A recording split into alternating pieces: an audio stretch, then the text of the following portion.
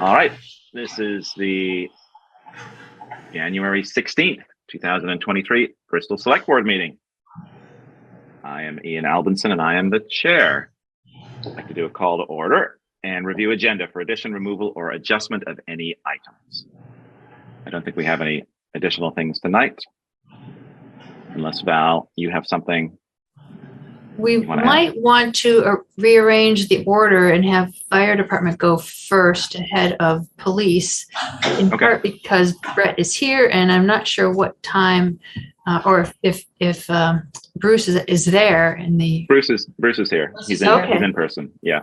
Okay. Okay, that's just a suggestion. Okay.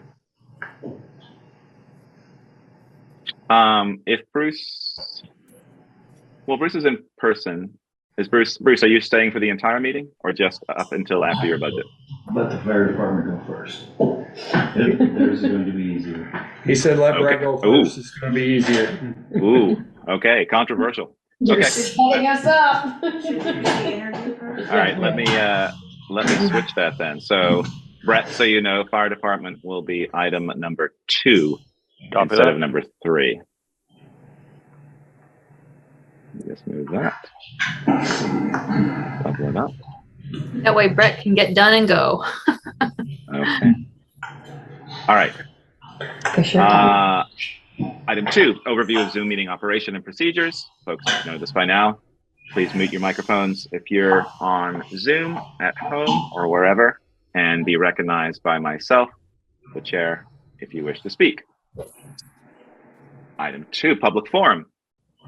Opportunity for 5-minute discussion per person for any items that are not on this evening's agenda.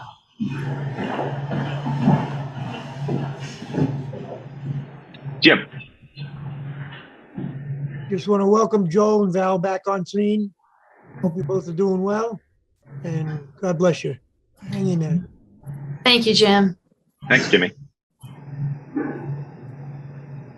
All right. Thank you, Jim. Moving on to item 3, regular business. Interview for assessing services, Ailith Hescock.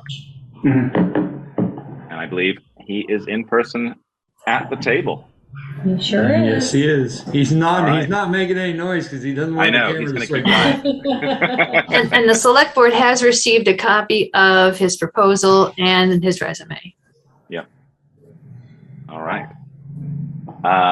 Michelle or Peter, do you want to lead in terms of, since you're there in person with him? Might be easier than me. I'll lead. Go ahead. Why would you like to work for us? Well, money. An honest man. That's good. That's good. That's a good start. It's what my business does. So, I mean, that's not really a joke. I mean, I say it kind of in jest, but it's what my business does. I've been an appraiser for a long time and took a break from appraising for myself and worked at Farm Credit for 8 years before returning to self-employment. When I returned to appraising, working for myself, that was August of 21, so about a year and a half ago. When I left Farm Credit, I went back to appraising. That was during the refinance boom. We get 10 requests a day for appraisals. I was completely booked within a week of leaving Farm Credit. Actually, when I left Farm Credit, I bought Justice DeVries appraisal business. And that transaction included the contract with the town of Ferrisburgh. So I was 80% appraising and 20% assessing. So the refinance boom was pretty amazing from a appraisal business standpoint. There was 10 requests a day. That came to an abrupt halt with, I guess, lack of inventory, but mainly interest rates. We know what monetary policy is and academically what that means, but I saw it firsthand. When interest rates go from 2.875% to 7%, it stops. Shuts it down. Yeah. That's different. That's not a statement about the real estate market. That's just a statement about the real estate appraisal industry. So as this was kind of playing out, I saw the writing on the wall and noticed that Panton was in need of an assessor. So began that conversation. That was a pretty natural conversation. I was already assessing the neighboring town. So that was another town we came to an agreement with. Followed shortly thereafter by Virgin. So I went from full-time appraiser to almost full-time assessor. So naturally, I guess I spoke with Teresa Guile. Yeah. She's the district advisor, who happens to live in Bristol, and said that, Bristol might need somebody like you. So that's, I guess, what kind of got the wheels turning. So that's what I'm doing here. How much time do you think you'll spend here? How much? I don't know. So I work for 3 towns and they do things differently. So it's the same function. I'm an assessor. Right. It's a little bit more nuanced than that. I'm not an assessor for Ferrisburg or Virgins. I am a consultant that is hired by the town to work with the listers. In Pan, they don't have listers, so I am the assessor. That's kind of a nuanced definition. So those 3 towns conduct their grand list function differently. Like I just mentioned, Pan doesn't have listers, so I do everything. In Ferrisburg, I am directed by the listers. So the head lister gives me directions. Virgins is kind of in the middle. I do most everything. I'm kind of self-directed, but meet with the listers. This is new, so this is kind of the plan. But the plan is to meet with the listers quarterly, just to give them an update. And I work very closely with the town administration, the city administration in Virginia. So anyway, the 3 municipalities I work for are all very different. So I don't know exactly how to answer that, how much time it will take. If the listers are stepping down or just want a oversight role, then it could be a day or 2 a week. You just don't want to be here 40 hours a week. Neither do I. That's what I'm saying. You don't want to be here 40 hours a week. Yeah, and it's a seasonal job. Right. It's not it's not just 2 seasons. It fluctuates throughout the year. There's a busy season in the spring, and then at the end of the year, and there's cyclical.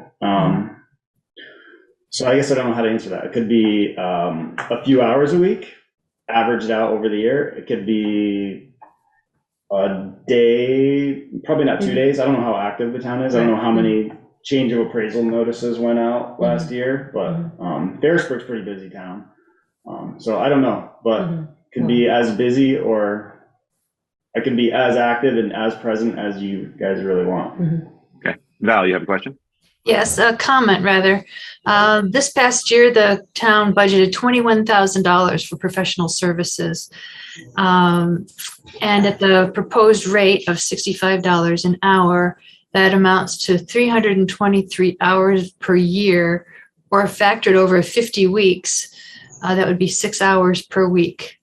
Just 6 hours per week. But as he noted, it's seasonal. There might be higher and lowers, so that might be an average figure. But that's a baseline to measure from. At the amount that the town budgeted for last year.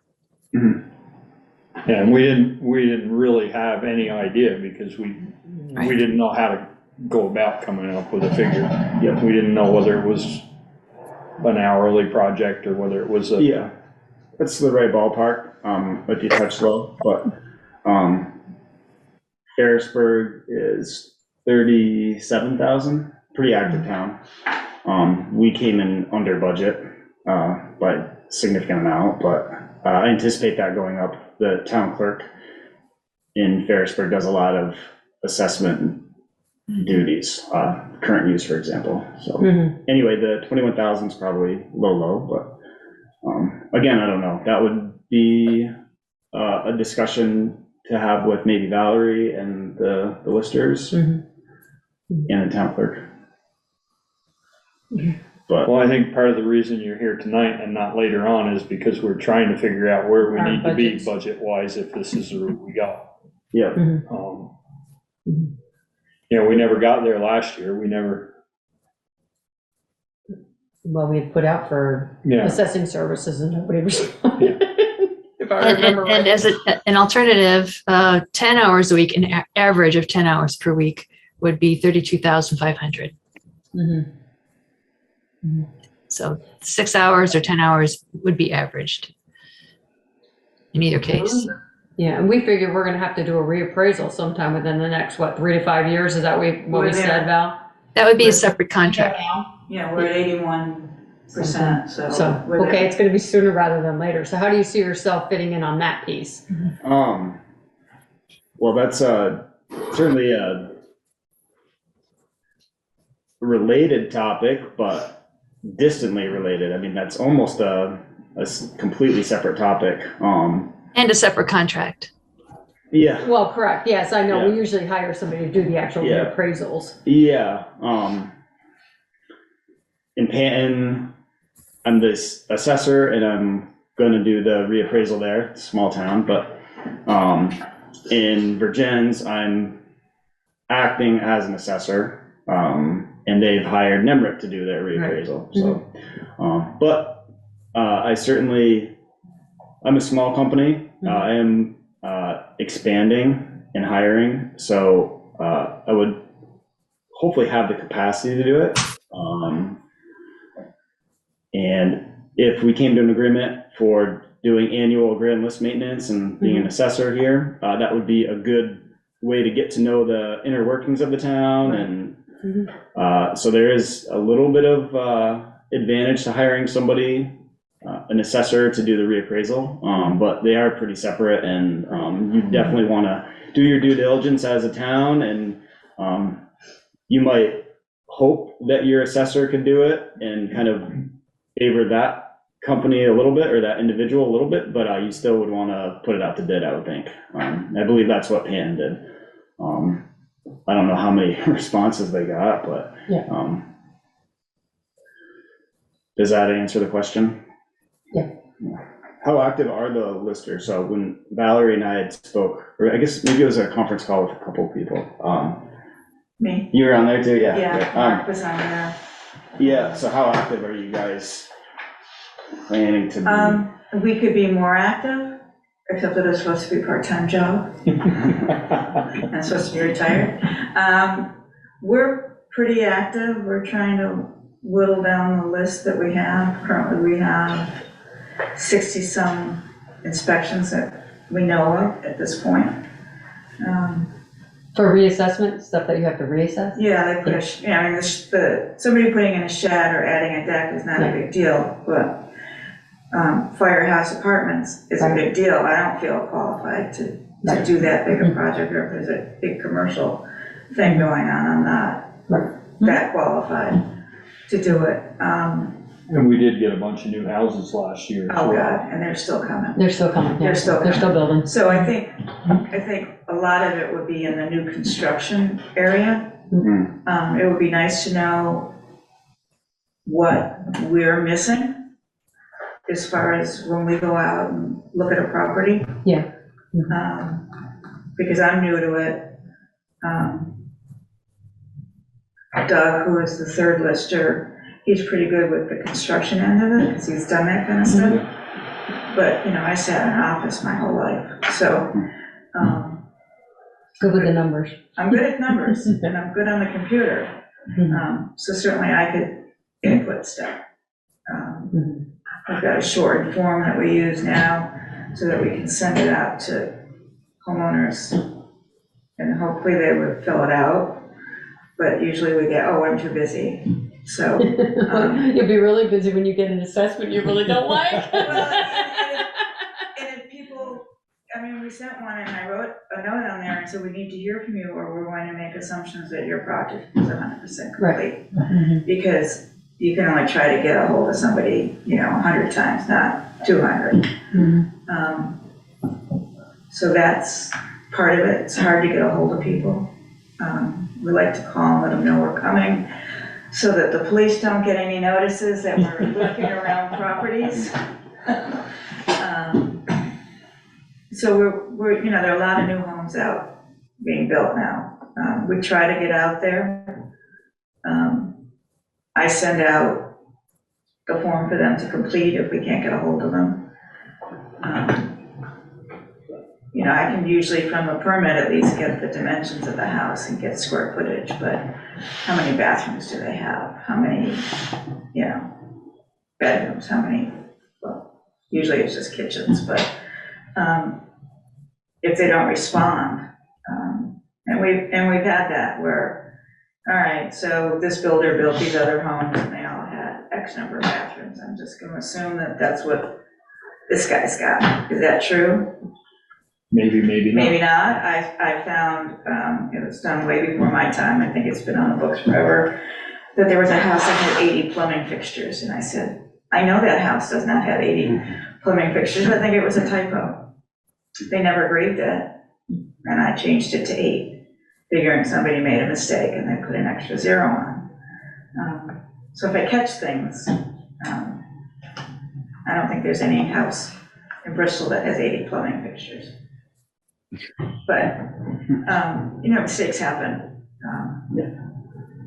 And I was in accounting and payroll and taxes for many years, so I like to be accurate. I don't like guessing. Mhm. So that's why I like to get a hold of people. I think we had 8 grievances last year.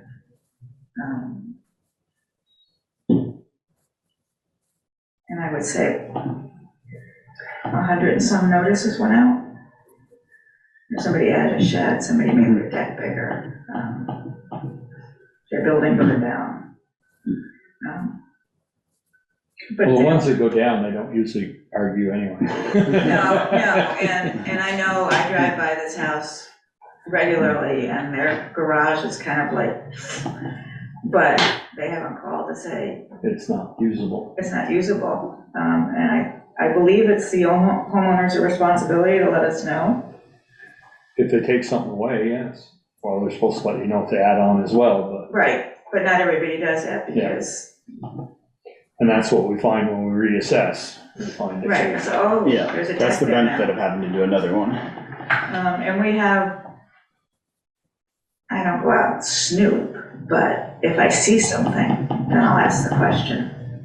And I'll ask Chris, was there a permit for this? Yeah, so that's the benefit of my proposal. I think that it's an hourly, would be an hour, billed by the hour. So want to communicate and get a plan so that I can adequately plan for how much time to spend. But if you have 3 active listers that want to do it, then I can review or assist or do the more complicated ones, but it's an hourly proposal, so We that haven't does had- provide a little flexibility. I understand budgeting and planning, but there can be some flexibility. Yeah. We want to communicate and wouldn't want to. And we want to go out and see what you do. Yeah. See what we're not doing. And we are down a lister at this point. He's coming back, he tells me, but, and I'm gonna hold him to it, but Well, he's working full-time and he's supposed to be retired too. I know. In fact, I talked to him today, so, they think they've hired somebody, so he should be coming back. But probably my weakest part is actually going out to a property, because I don't know construction. Joel, you were a lister for years. You must have. Yeah, I got a few questions, and I'm sorry I didn't catch your name, fellow. That guy, our candidate. Ayla. Ayla. Yeah, as Peter said, I was a lister for 15 years in the town, and I think I still probably hold the record for going in front of. Had 480 appeals in 1 year after an reappraisal, in '93, and then we had 75 state board appraisals after that. So, in 3 U.S. or Vermont Supreme Court cases. So, I think. What year was that? I've got a little experience here, and you said you bought out Justice DeBreeze. Yeah, you said you bought out Justice DeBreeze. Justice and I sat across the table many hearings, and he was a fine man. He's a great. He was a great appraisal and knew his. As Patty said, I think the listers now really. Back then, I needed help with the big appraisals, the big apartment house that came in down on 16 up in River Road corner, Shaw's Plaza, Casella Waste Management's garbage dump, those type of ones that I would. I think. How would you prioritize those 6 hours or whatever to do those types of things? And maybe, Mark and Patty and Doug can go out and measure the deck, or somebody ask for a 24 square foot garage, 24 garage. How would you prioritize those types of things?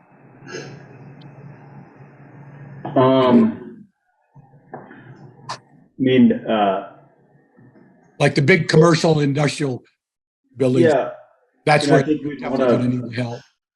Yeah, certainly communicating with the town to determine that. The town might say, we really just need you to assist with grievances and do these 10 properties. So I would kind of put the onus maybe on the town to direct me on that.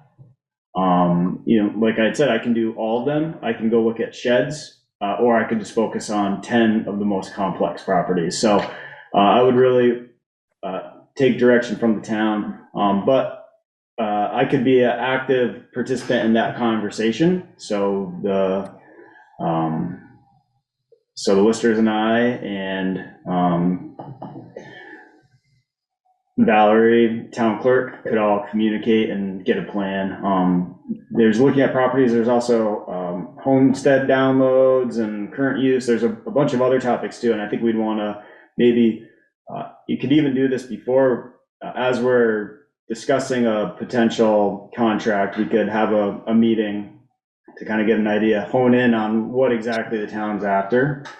But I can't really make that decision on my own. Again, to use the example of Panton was easy in some respect. It's hard to pinpoint exactly how many hours I'll spend, so budgeting is a kind of a best guess there. But I do everything. So the response to your answer in that municipality is pretty easy. The priority is everything.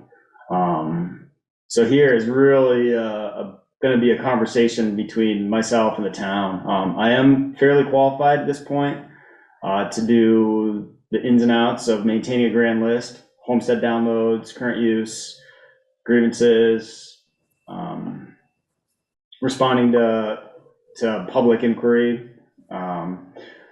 But I do need some direction from the town exactly what they're after. And again, the billing by the hour does make that add some flexibility, but we would really have to meet and get a plan. And so there'd be maybe we could communicate before we come to an agreement on a contract. I'm happy to do that. And then if we do come to an agreement, we would want to have maybe another meeting to really say, all right, this is what the town wants and what some of my ideas are. And then in addition to that, we might just meet regularly, either weekly or monthly or quarterly or annually, probably somewhere in the middle of that range, monthly maybe. but certainly I could meet weekly. So that's not a real specific answer, but it's one that requires a lot of communication to get that level of specificity. What would be ideal time-wise for you? Just so that, what I'm looking for is, because we're gonna discuss our budget later on. And what would be ideal time-wise for you?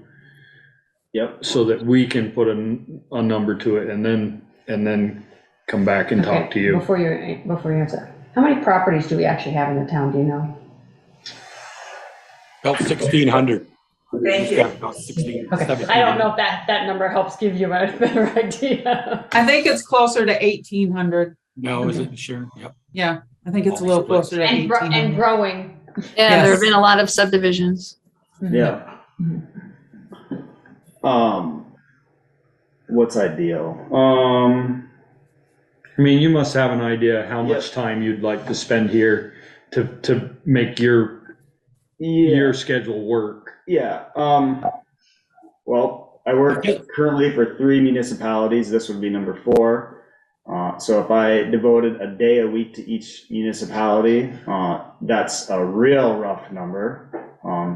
If I was only providing kind of high-level guidance, helping on some complicated properties and agreements, if I was only if the listers were very active and I was used minimally, that might not be ideal. There's some administrative overhead to running a small business. So if there's not a lot of billing, that might be, I might want to adjust my billing rate.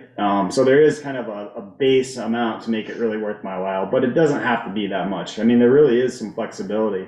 But I do we will need to carefully plan for, and you guys need that too for your budget. But, Yeah. So again, I can't answer, but a day a week, so I think, 8 to 10. I think we're kind of honing in on that, 21,000's I think in the right ballpark. I can picture, again, I don't know how active the listers want to be. I don't know, Patty gave us a pretty good description of what they do now, and I just don't know the trajectory. But I think Patty. the budget's probably a little low, but in the right ballpark, and it really depends on how much they want to do. So, Patty, question I have, Patty, instead of how many properties we have, but Patty, how many inspections did you guys do in 2022? Well, I mean, I don't know how many we don't go out every week doing inspections, but we had a list of close to 100 and we're down into the 60s now. So we're trying to whittle that down because March is an ugly month weather-wise, and I'm not good at trudging through snow up to my armpits. Well, we're not having snow. So far, we're good. So, Not where I am in March. Yeah, you should have. so that's why we're trying to whittle it down. We've probably gotten rid of about 40 properties that were on our list. And that's really been since maybe October, November. in May, you sent out 100 notices though. So every year you'll be Anybody, required anything by that was law. shut Yeah. on or they. So that was about 100 you sent out? Yeah, maybe a little more. And it but sounds like this year you'll send out maybe 100? At least, because Yeah. there's been a lot of new builds. Right. So that's more than, definitely more than Panton. That's more than Virgin's does. Well, if they would just But fewer than Harrisburg. if they would just build rectangles and squares, it would be really easy. Mhm. But they like to go in and out. Yeah. They don't make it easy, or angles.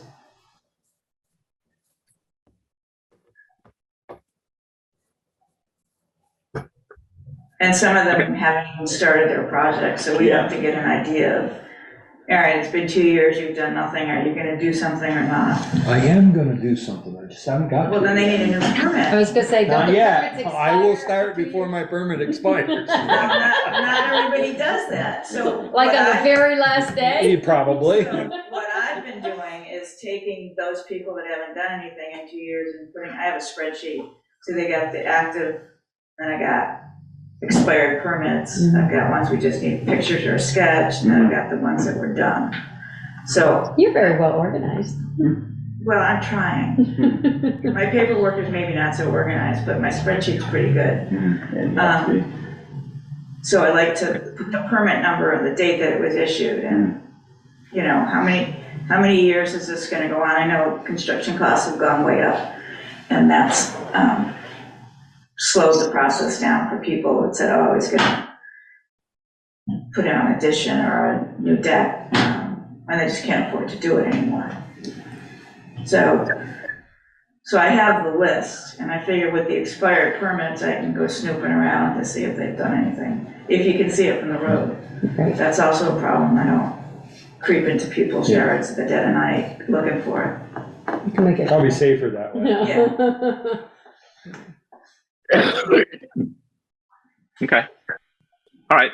That's great. I think we're narrowing down in terms of what the dollar amount might be in the hours. I think that's given us some good food for thought on that. And I think, you know, our starting point seems like a good point. We might want to bump that up a little bit, depending on how active we think the town is going to be over the next year. Any other questions for Aleph? Or Aleph, do you have any questions for us? I don't have any questions. I will say that if you have more questions for me, I'm happy to answer them now or at a later time. So if you have follow-up questions, I can meet again or even just answer one-off questions. So if you want to follow up with me later this week, say, oh, hey, there's one more thing, I'm happy to do that. Okay. Ian, I have one more for him. Sure. One thing that happened to us in '93, houses down on corner, I mentioned River Road and 116 that we went all the way to the Supreme Court with. We appraised that. That was one of my first ones, and my architect friend and the lister also was with me, and he was an architect, so you know how the drawings were perfect. And we did $1.1 million, and they came in front of the BCA, or in front of us first, and said the place is only worth $205,000. Now, 1.1 to 285 million is quite a stretch.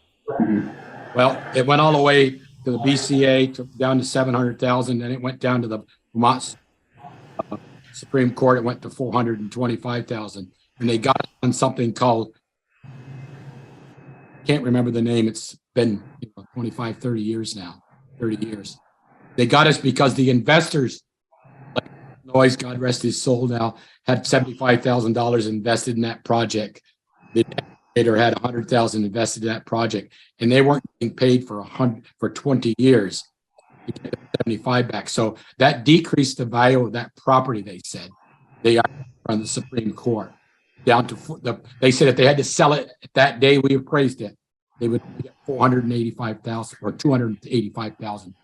I wonder if you've had much experience on, I won't call it crooked appraisals, but creative math and creative ways of appraising property value versus investments. If you've ever had that done. Got any experience on any experience outside the box of appraisals? That have fought at court or fought it in front of this State Board of Appraisal? I don't quite follow that example, but I don't have experience in front of the state board. I've been to several grievance hearings and a handful of BCA hearings, including a few settlements after grievance, but before BCA. But that's the farthest I've gone. I've done a lot of review appraisal work. When I was at Farm Credit, I was responsible for appraising a large part of the association's portfolio, so much that we would often hire outside appraisers to do the work for us. So I would be appraising dairy farms, but other types of collateral we would sub out. And so I reviewed hundreds of appraisals through that experience. Okay. So I've got a lot of review appraisal experience. And naturally in this business, communicate a lot with clients and follow-up questions. So I feel pretty good on my feet answering questions and defending my position. I've got a pretty good track record on that. But to answer your question, I do not have experience in front of the state board. For what it's worth, I would feel pretty comfortable. I mean, appraisal is about finding evidence, making a conclusion that's supportable. So I don't just come up with a value, because that would put my license at jeopardy. So Okay. I might say, I don't know how much this is worth. You know, the example you had sounds like an interesting one. And so certainly when you have a property that's unique, you might not know what it's worth. And so you can't just pick something. You have to come up with, at the very least, a range and get as close to a value as possible. And then you might disclose or condition that value that you really don't have conclusive evidence. So I never just throw a number at something and hope it sticks. So I'm fairly mindful of defending my work.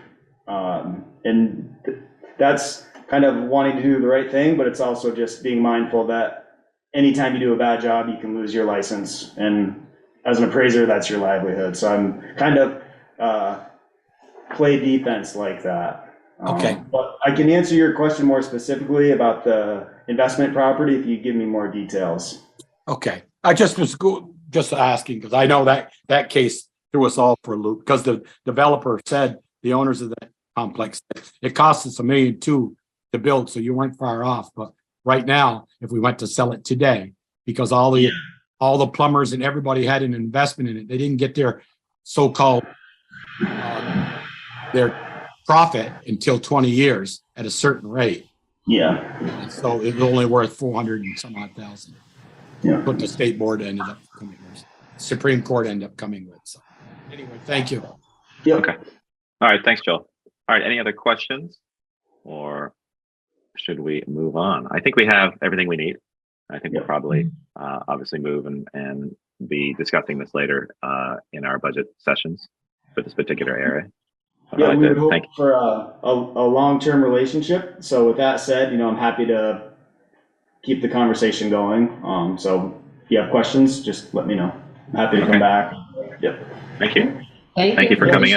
Appreciate your time. Yep. Thank you, guys. Have a good evening. Yeah, you too. Thank you. Thank you, Ayla. Yep. Thank you. If you want to sit and do budget, I'll go home.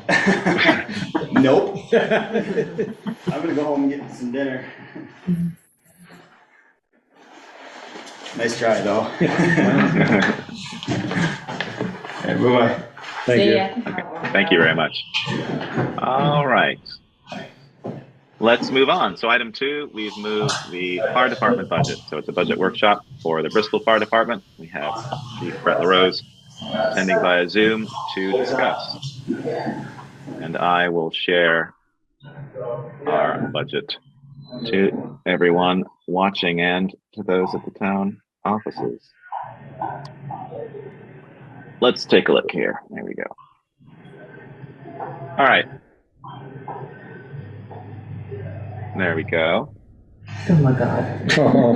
You better increase the size a little bit. Yep, working on that. Do not worry. See here. I'll put my glasses back on. I got it. Maybe just All right. remove the notes from the screen view and we can just refer to them when needed. It's like scroll over sideways when we need to. Well, I was going to scroll this way to the last budget there. Yeah, I would include a little bit more of history just for reference. Okay. Yeah. I mean, it's only a previous one extra year. Right. How's that looking for people? That's not bad. That's okay. I mean, I can do. We can do one more. There we go. That's How's fine. that? Yeah. Okay. All right. And there's Brett. Good evening, Brett. Good evening. So first, I guess, welcome back, Valerie and Joel. It's great to see you both. Hopefully both are healthy and improving. But thanks, Bruce, for bumping me up on the list here tonight. It's always appreciated. But really, I guess, yes, tonight's the fire department's annual budget presentation. And I provided some very detailed notes to translate, I guess, what each line is. So I'm just going to throw it right back at the board and ask you all, what questions do you have for me? Well, I haven't had a chance to really look at this, to be honest with you, Brett, because we just got the link this afternoon. So I guess my question would be for you is, what are the highlights? What are the big things that we should focus on? Well, I guess going into this discussion, and again, Valerie, I don't know if you have anything to add. I don't know what the bond payment is for the fire station. I placed a number in there. It was comparable to last year's. So I don't know if anybody has any idea. I do have that. I do have that figure. Yeah. Is it less? It's 122,798. Oh boy, you're my hero. All right. Every little bit helps. Yeah. And change, 33 cents and change. Thank you. So, okay, to answer Michelle's question, I'll just go over some of the highlights. So the labor line. So as you all probably recall, a year ago, you authorized not only the hourly rate payment to our firefighters for their continued response for calls for service, but in addition, their required training and fire station duties, equipment inspection, shoveling snow, cleaning, all the other stuff they do over there. So the only change to that line is the increase in the state's minimum wage. So calendar year 22, it was $12.55.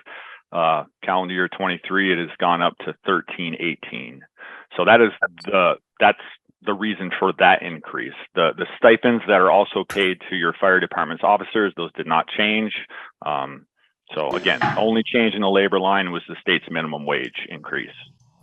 We're not, if you want me to refresh your memory, the hours did not change either. So we look at 56 hours on average per firefighter annually. We look at 30 hours of training annually, 9 hours for equipment and apparatus inspections, and 3 hours for facility duties. That's the breakdown per firefighter. And that is the same as you folks authorized last year. Okay. Right. Annual dues, we pay dues to 3 associations, the National Volunteer Fire Council, the Vermont State Firefighters Association, and the Addison County Firefighters Association. Those dues, I think I based them on 34 firefighters. The national is 21 per firefighter, state is 16, and county is 10 per firefighter. Okay. I did some consolidation. I'm just really trying to streamline the budget, and to help me out, I plan on moving forward and providing you all approve this, is having a little cheat sheet at the town offices when I code bills, because what I find, going through the expense reports that were provided me by Sharon and Anthony, sometimes something might get coded to annual services, and it should have been coded to the supply line, as an example. Usually the discrepancy is between like custodial services, which is an annual service, and its own line currently, and annual services for other things we have done at the fire station. So that's just one example. I did in fact move the custodial line into the annual services line. Just a little explanation there. Here, I'm having trouble seeing my notes, so I'm pulling up my own copy here. Where's your OSHA? Yep. So great question, Peker. So that consolidation again, what was under the OSHA line previously, those were the annual face piece fit testing for our self-contained breathing apparatus. our annual flow testing on each of our 18 SCBA units in a rapid intervention pack, and our, what's the other one? Oh, the service of that air compressor that provides the compressed air that firefighters breathe. So those annual services, which they are, I move them into that annual services line. Okay, great. Yep. Okay. Not much changes in terms of supplies, electricity, obviously propane. Yep, and again, those numbers, Ian, like the electricity, the propane, the telephone, I look to the town to plug in those numbers. But looking at the expense sheets, it seems like those are pretty, from last year, those look like pretty safe numbers. But let's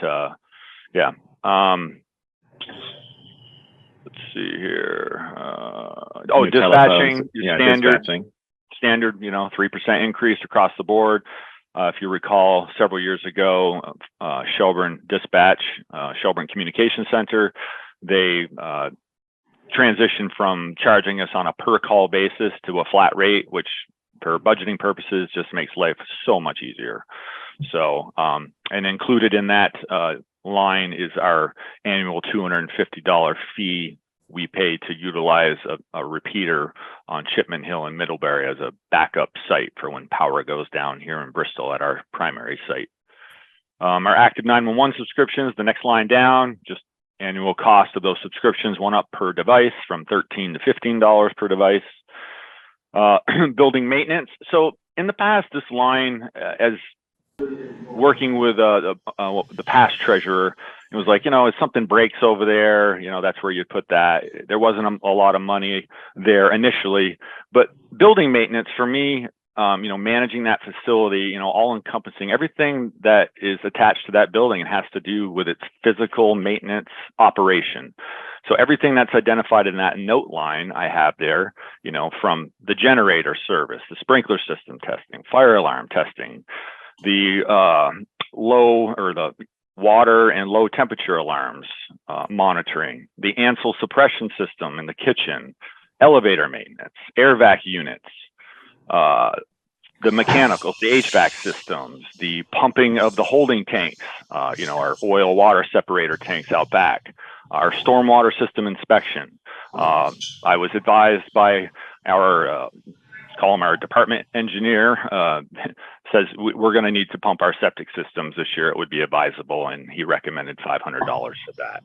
And then I put in other, for whatever, the broken doorknob, $1,000. So that's where that number came from. So again, many of the items that were previously listed in that OSHA line were moved into this line, which is why you see that very significant increase. But overall, you won't see a substantial increase in the fire department's budget.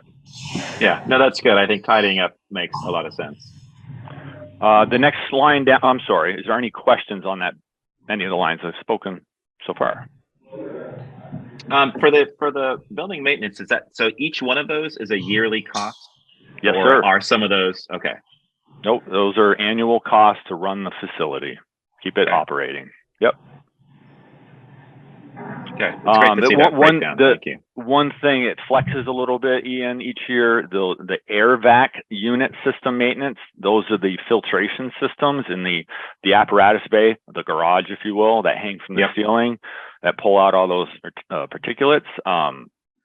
It's like goes in an every other year cycle. The filters that we actually change ourselves, we order them and we change them.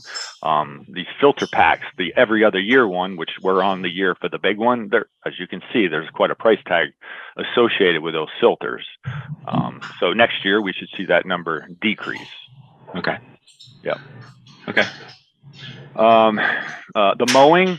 So I don't know if you all recall, but we seem to talk about this each year, but I'm already concerned that, I'm way over on this budget line already this year. And, we still got several months of mowing and spring cleanup to be concerned about in our current fiscal year. So I took the liberty of reaching out to Paul Davis at Scenic Valley just to ask him, why am I way over? I obviously don't negotiate the contract with Scenic Valley, but I just, how many times did you mow the fire station and how much is it per mowing? And and the spring cleanup and all that. So he gave me the detailed items from his notebook, and based on what they did during calendar year 2022, that's the number, whatever 125 for mowing, 19 mowings, the spring cleanup, the mulch, the labor to put it down, the cost of, so that's where that number comes from.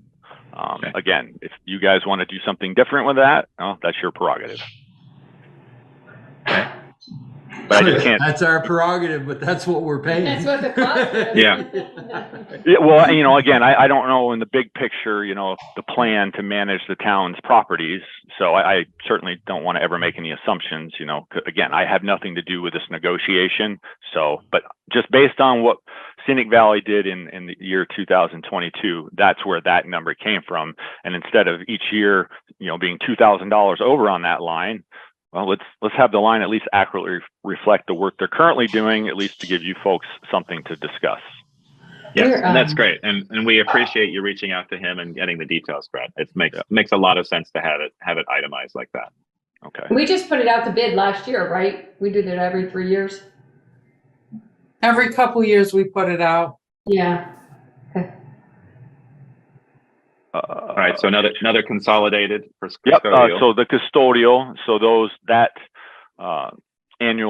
annual expenses were moved down into the next line, the annual services line. So again, I'll quickly run through some of these annual services. Now, annual services, noted under building maintenance are many things that you would consider services, but they're directly impact the operation of the physical facility of the fire station. Where these items, these annual services, don't impact the physical operation of that fire station, but they're services we receive on an annual basis. So we have, just like every town building does, we have our annual fire extinguisher testing, which includes all those that are in the facility plus the ones on the trucks, which that is separate from that ANSEL system, extinguishing system I noted in the building maintenance line, which is attached to the physical fire station. It's the commercial kitchen suppression system is what it is. So fire extinguishers are washing extractor, annual service. That's the thing that let's just call it a washing machine. That's the thing that cleans our turnout gear. And boy, I tell you, just on a side note, the 6 years we've been there, that investment, which was made by an anonymous donation when we moved into that facility, it's worth so much money to us. To watch what comes out of the back of that machine when you wash a firefighter's gear, it's pretty disturbing, and you wonder why the cancer rate is so high among firefighters.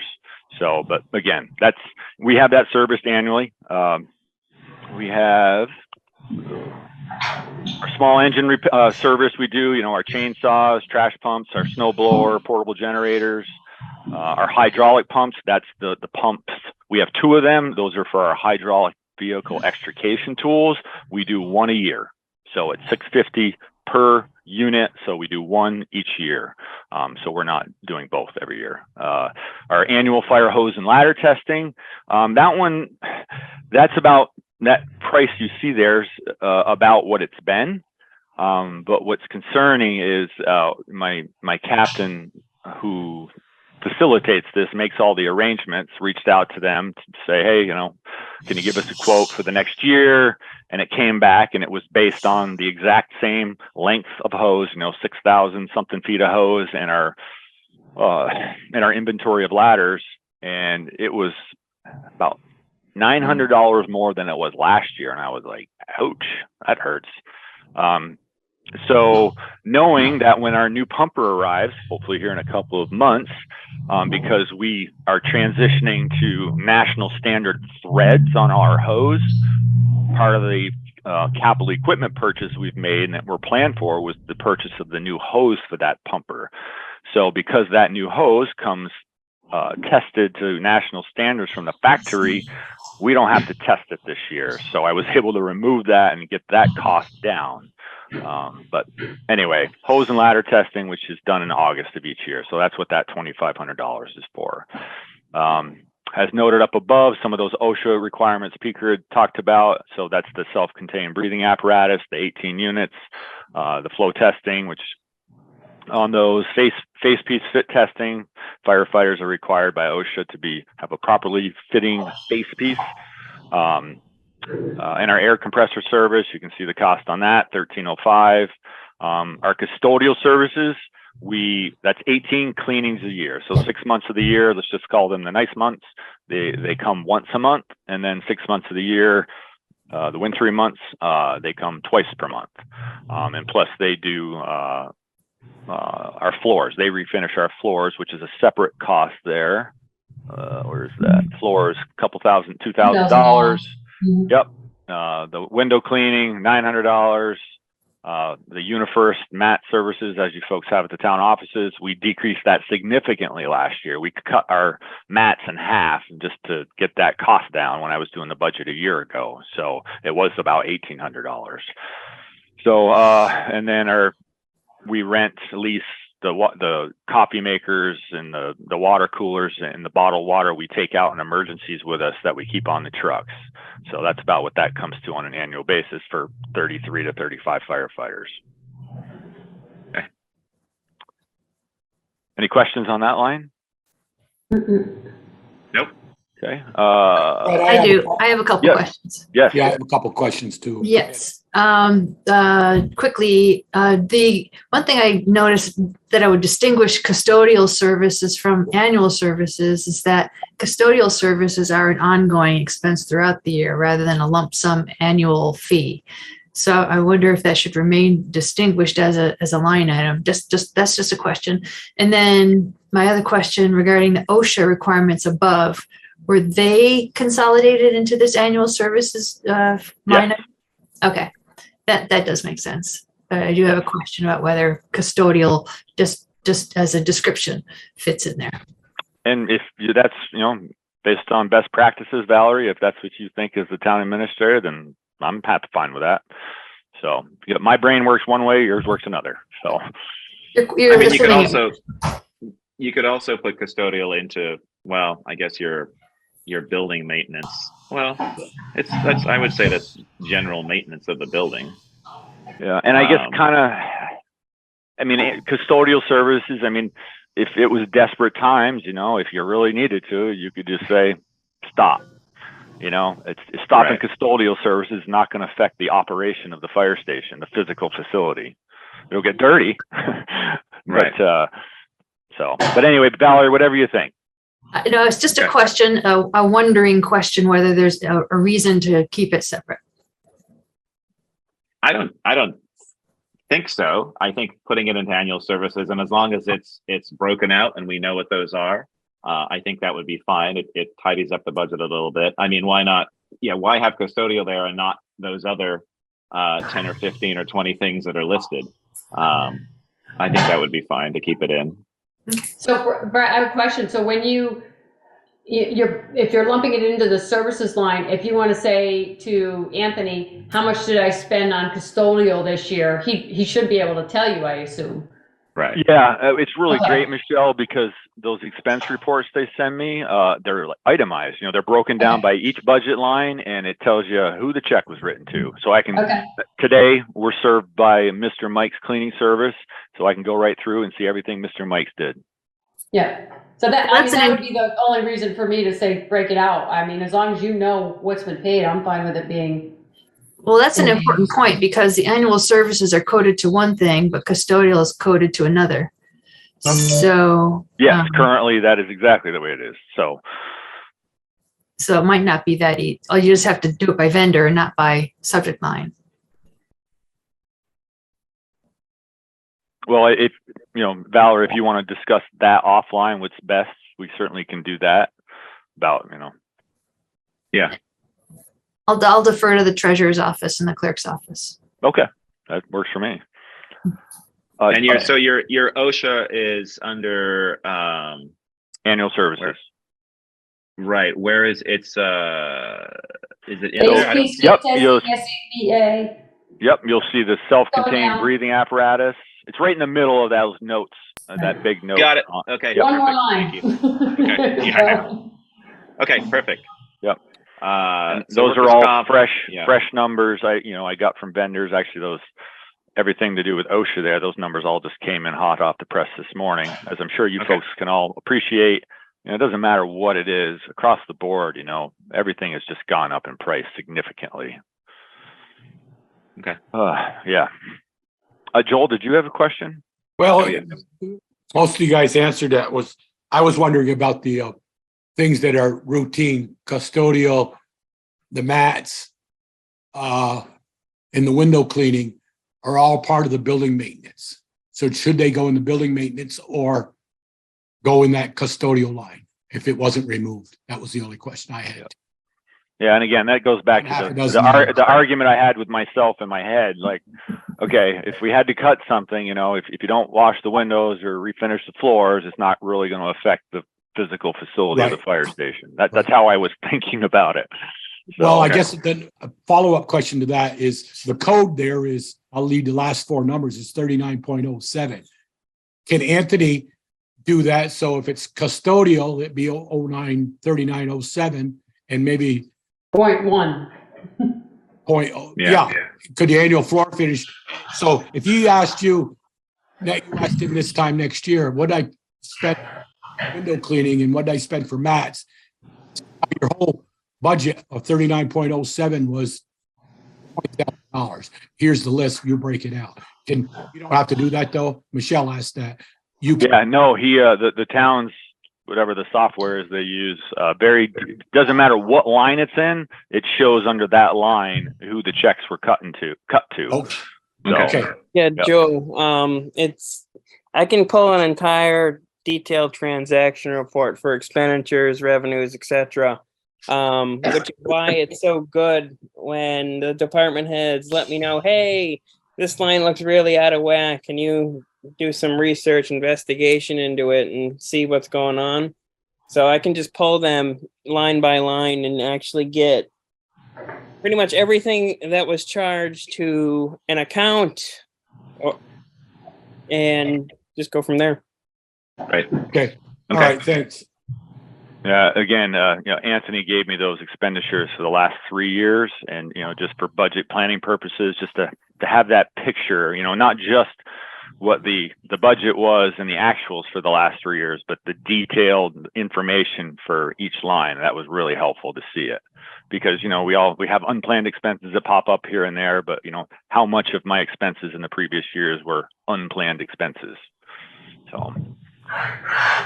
All right, moving on. So we got radios and pagers. I just broke out, again, you talk about something the prices have gone through the roof on, radios and pagers.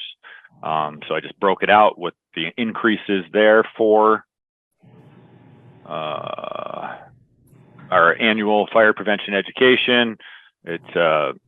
We buy a standard package from the National Fire Protection Association each year. That's where our materials come from that we provide to the grade school pre-K kids, and it was about $546 this past year for that package we buy. The miscellaneous line where it says remove, again, we stopped putting money in that a few years ago. I don't know in your processes, like when did those lines actually go away? How many years you wait? 3. 3, okay. Uniform apparel. Actually got fresh numbers from my vendors this morning. After I emailed Valerie and Ian this morning, I had since added this note because I got the updated amounts, and the cost of purchasing 3 Class A uniforms and a couple of the what we call job shirts or station shirts that we give to our new firefighters each year. But if you look at those amounts, as you can see, there's nothing cheap about buying a firefighter's dress uniform. I'm sure Bruce probably can appreciate that, similar prices. But when we do a good job at Bristol reusing, we recycle a lot of uniforms, but sometimes we just don't have the right size, or some of those white shirts, they just can't be recycled because they're now yellow. You know what I mean? Not a clue. Speaker got it. Yeah. So, and this line doesn't reflect any hardware. And when I say hardware, meaning a firefighter's badge or their name tag or collar insignias, things of that nature, because again, we have a good surplus of those, and those are very expensive items. I mean, as one example, a firefighter's badge costs $95. So, so yeah, I just wanted to break out and show you what that line looks like. The cost of outfitting your firefighters with a uniform. I have a couple. Yeah. A couple questions, Brett. Can you go back to the one with the hose? You put remove budget line. Well, that's another one of those that we haven't used for a few years, and I'm just waiting for the line to go away. But we that is reflected under annual services. Oh, okay. So Yep. the hose coming for the truck wasn't bought out of that line or budgeted for that line. It was budgeted part of the purchase of the truck.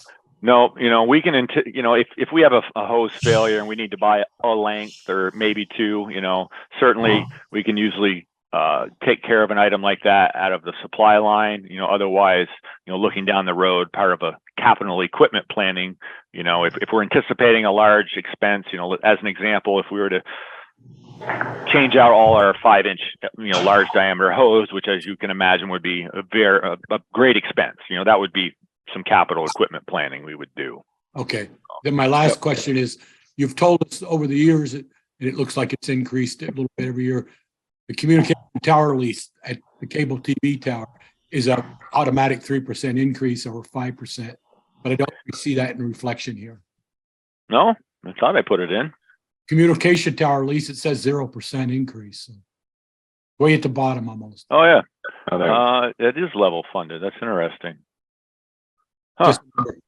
No, I'm glad you caught that, because I definitely didn't account for that 3% increase there. Huh. All right. Did you guys having technical problems on your end, or am I having them on my end? Because I lost you. I lost the video. That should be. We see you. Okay. Yeah, Well, at least you can see me. Brett, that Okay. should be $5,820. Okay. If you add Well, 3%. you can fix that. All right. Yeah. Thank you. Yeah. Thank you, Joe. And And just we on that, we know it's 3. Is that correct? yes, on That's average. what I Okay. used. And there were some I other believe- fees that we spoke of last year, because it's another one of them lines. Like every year we figured on the 3% increase that's in our lease, but I'm like, Sharon, what are all these other costs? And perhaps Sharon, you can speak to those, what they were, but we accounted for them last year. Yeah, we have to pay taxes and something else. Taxes is a big one. It's in the it's in the agreement. So do you put it should you put it at 4% rather than 3%? Increase it to 4% to cover those? I'm not going to argue. Was that I'm just included? curious.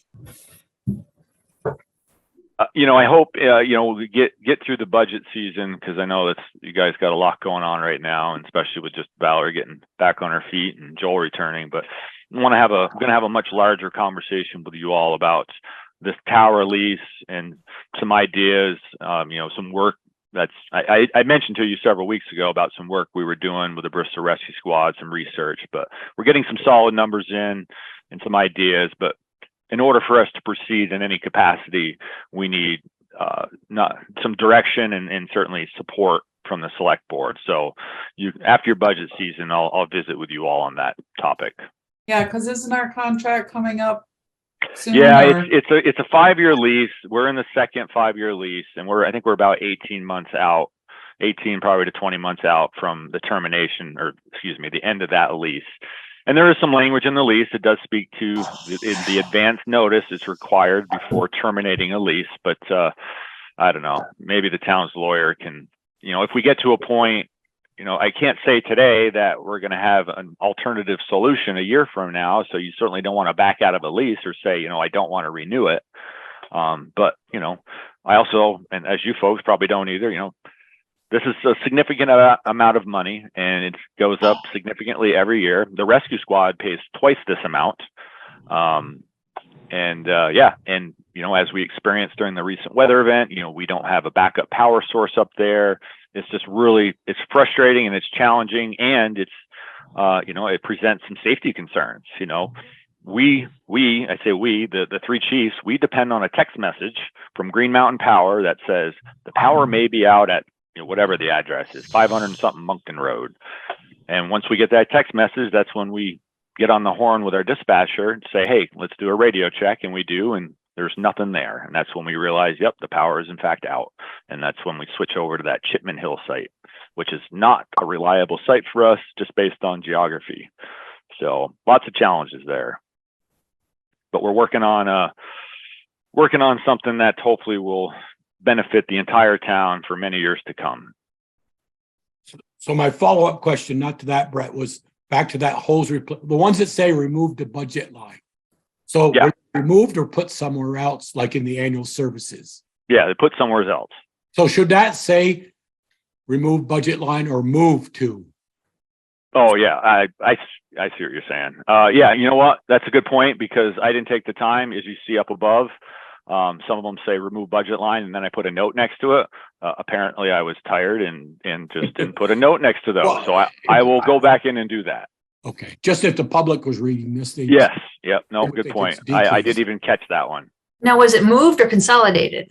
or Consolidate. consolidate. Well, actually, the three down below that just say remove budget line, those three lines, we haven't used them for like 3 years. Right, right. So Okay, But the hose replacement, that was consolidated with a different line. Is that right? the hose, well, it says hose service replacement, so Yeah. it probably should be hose service slash. The service is the annual testing of our fire hose that I spoke of earlier, which is under annual services. So it's But- been consolidated. Yes. So, yeah, so we should note that it's been consolidated. Yep. I'll do that. Yeah. I'm adding that in right now. Oh, thank you. Okay, so we've got that one, and then the other one was the equipment Equipment service testing and maintenance, Equipment service testing and maintenance. which seems like it's going to be under the annual, perhaps. Yeah, it's all the ladder testing and hose testing and all that. It's Yes. in with that. That's correct. Okay. All right. Yep. Super. And then, All And The then other we've got the miscellaneous. yeah, we did away with that a couple years ago too, because every year I got this $200 miscellaneous line. I don't even know what it was Okay. for. Okay, so that really is a remove or just removed budget line. Yeah. Okay. All right, so we were down here, turnout gear, and then we've got your PS Tracks inventory management system. Yep. All right. That's no increase for that. No, we signed last year. I think we locked in the price Okay. for like 3 years with them. You know, we've been using the software. Boy, I don't know, eight years now, probably. It's. I know I've It's spoken amazing. about it, and I'd love to. I know. I wish the Public Works Department. I wish there was a version of it for the Public Works Department, but I know there isn't. It's really great to be able to instantly put your fingers on whatever you want. You know, I can Yeah. tell you any piece of equipment that's in any compartment on any vehicle, you know, our inventory of spare equipment. We use the system for reminders, you know, like the assistant chief is responsible for the physical fire station. You know, he has to take water samples. He has to change filters, schedule certain maintenance appointments. All that stuff pops up and says, hey, it's time to schedule this or time to do this. We use it for our monthly equipment and maintenance inspections. You know, the firefighters, when they do facility duties, that's how they check off that they've completed things. Yeah. So it's just a great way to keep everybody on track, be organized, and be able to show you all and the public, if they ever want to know, you know, where all their equipment is. Well, we can tell you pretty quickly. That must have required a lot of data input at the beginning. It did. It Oof. did. I But, can tell you firsthand, everybody, that at work, we had that structure fire just before Christmas or Thanksgiving Eve at the trailer park, and we lost 2 hydrant wrenches. Within 24 hours, we knew we'd lost 2 and we found them. Yep. Right. Yeah, because you set alerts on this system. So if a piece of equipment turns up missing or a piece of vehicle, you know, has something noticeably wrong with it, we set an alert. And depending on the type of equipment or vehicle, there's an officer who's responsible for everything in that fire department. So if it's a truck, a vehicle, the truck captain and lieutenant and the 3 chiefs automatically get alerted that, hey, there's something wrong with the truck. You know, this is what's going on, just to draw their attention to it immediately. And if it's our breathing apparatus problem, an alert is sent to the captain who's responsible for the breathing apparatus. So it works really well. And if you're familiar with softwares at all, you know that's a really good price. Yeah. Well, the next time you talk to them, ask them if they're ever going to do one for a Public Works Department, because I think it would be a really handy tool for us to have for that department as well. Will do. All right. Yeah, So and there then you go. there you go. And the fire equipment, the PPE line. I guess I can talk to Anthony about this too. There's a couple of lines I would like to, if we can alter the name of them. Like it says fire equipment PPE, it really should just be fire PPE, or spell it out, personal protective equipment. But anyway, those prices, that line, that gear has gone up significantly, and we reduced the amount of, we went from 4 to 3 sets per year of the 2 different styles.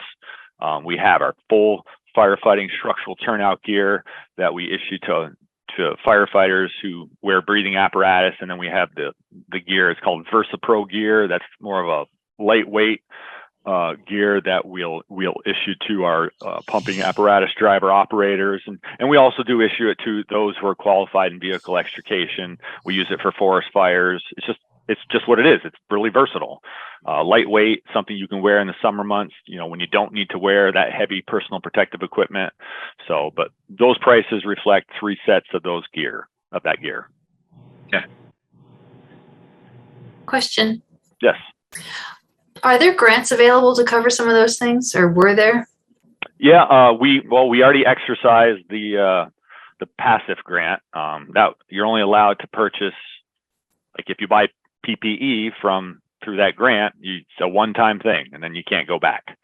The assistance to firefighters grant's another one. I don't know what is eligible this year. I guess to answer your question, Valerie, I know you're pretty familiar with grants, and we were very fortunate a couple years ago when we received that, $130,000 to replace our breathing apparatus. At the end of the day, it comes down to who's going to write that grant application. These federal grant applications are very complex, and they're very time consuming to put together. And when I did that AFG grant a few years ago, I had some assistance from a professional grant writer who just happened to be a personal friend, a colleague, a coworker of mine who helped us out. We paid him a few $100. It was great, but to actually, if we were going to pay someone to do that, we could be looking at some significant funds. And if you're volunteering to do it, okay. I'm guessing you're not, but I just, I think it's important that, yes, to answer your question, there are funds out there to buy lots of equipment, and, maybe we should look into the cost of professional grant writing services should become part of maybe the town's overall budget line or something, because there are great opportunities, but, with the limited time that people have, it's difficult. It's really challenging. The politicians, their answer to everything is just throw more money at it. Well, that's great, but if you don't have anybody can write the grant, then what good is throwing more money at it? So, and that's how this AFG grant works. They threw a bunch more money at it last year because they think that's the answer. Well, that's not the answer. So, right. Well, because not everybody's eligible for those grants, and they throw them out for anything. If they're not prepared the way they want them prepared, they're rejected right off the bat. Right. That speaker's absolutely right. So they go through them with a fine-tooth comb.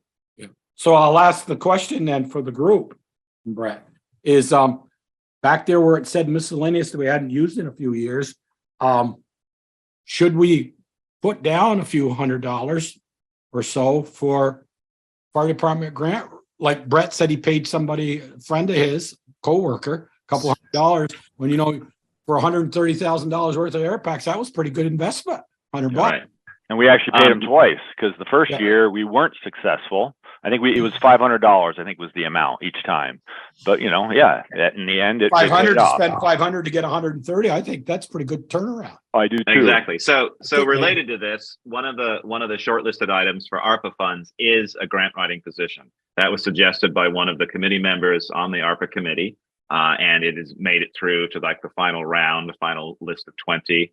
So it seems like that's a position that could very well be funded, and that would be a town position, and they would be able to support any town department, or perhaps even further out to nonprofits in the Bristol as well. So it seems very likely that request, Brett, may very well happen in the next couple of years, and could really benefit the fire department if the money's out there. Yeah, any help would be appreciated.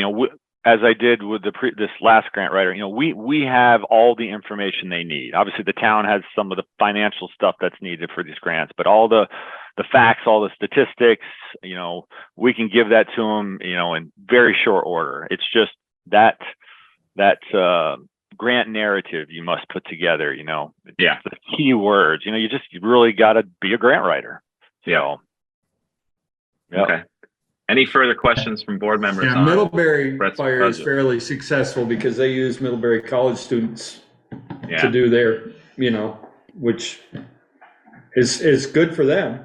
Yeah. And they've been successful a number of times with AFG grants. Mm-hmm. Any further questions for Brett on his budget? Good job, Brett. Yeah, All right. 2.6 is excellent. Yeah. Especially considering all the other price increases throughout the budget. Well, if you go back up to his fuel line, if you just level fund that, we all know you can. But Yeah. if you level funded that, we'd probably have a decrease in his budget or flat. But I know Yeah. we've got to increase the fuel because it's gone through the roof. Yep. Okay.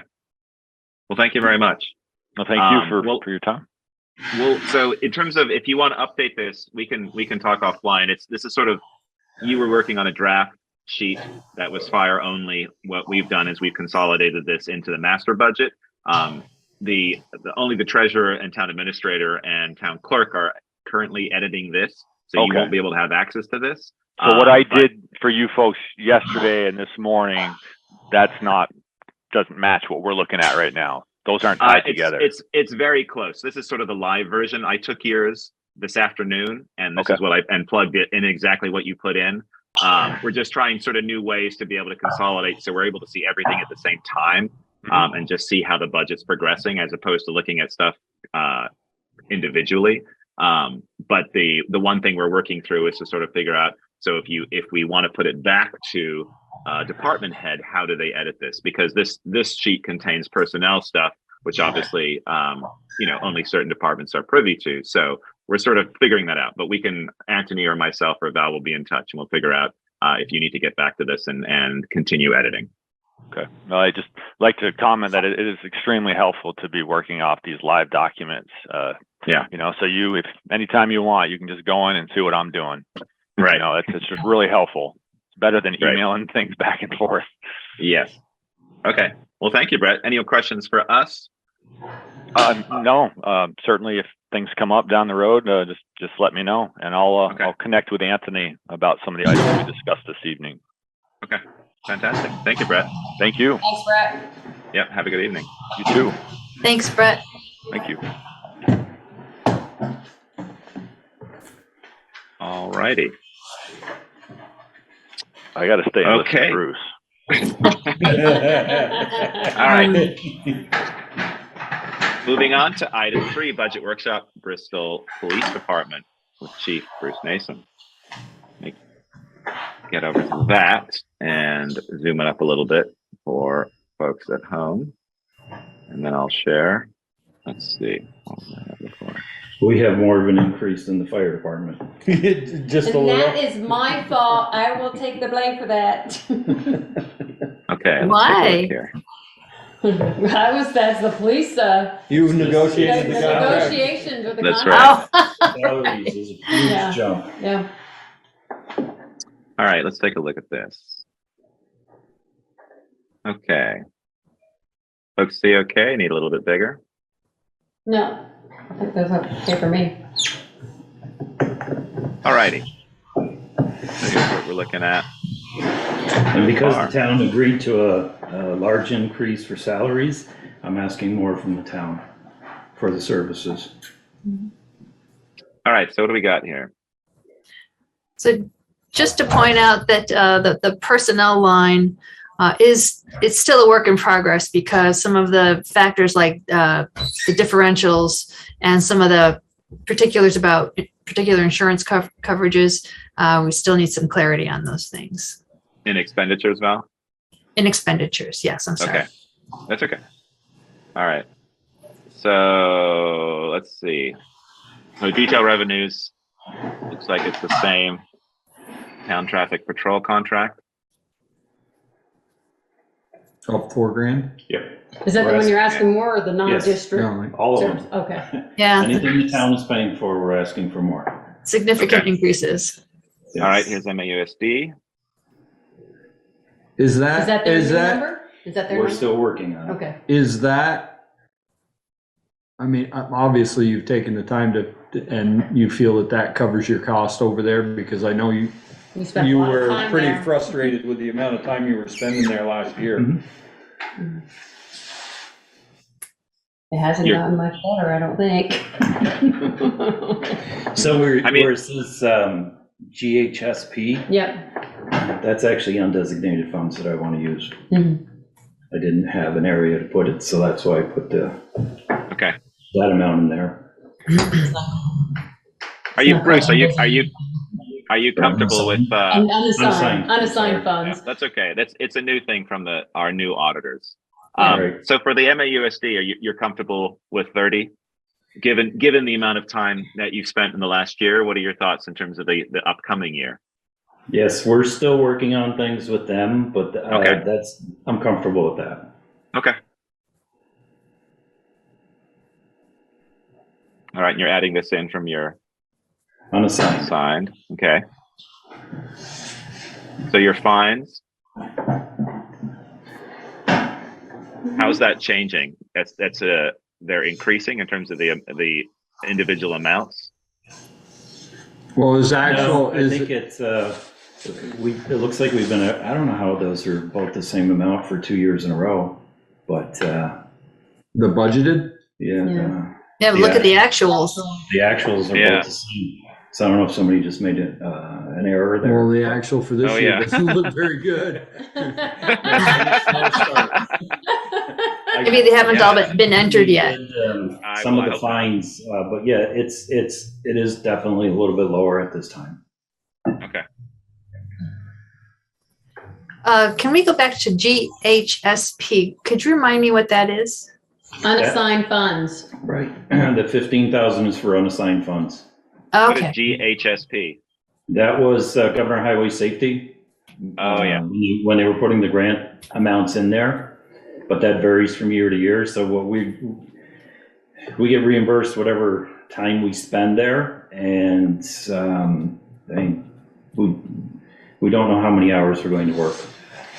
Okay. So for that particular one, Val, do you think it should be a new line if Bruce is using his unassigned funds, as opposed to putting it on the GHSP grant line?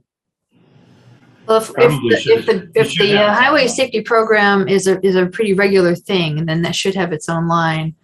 Okay.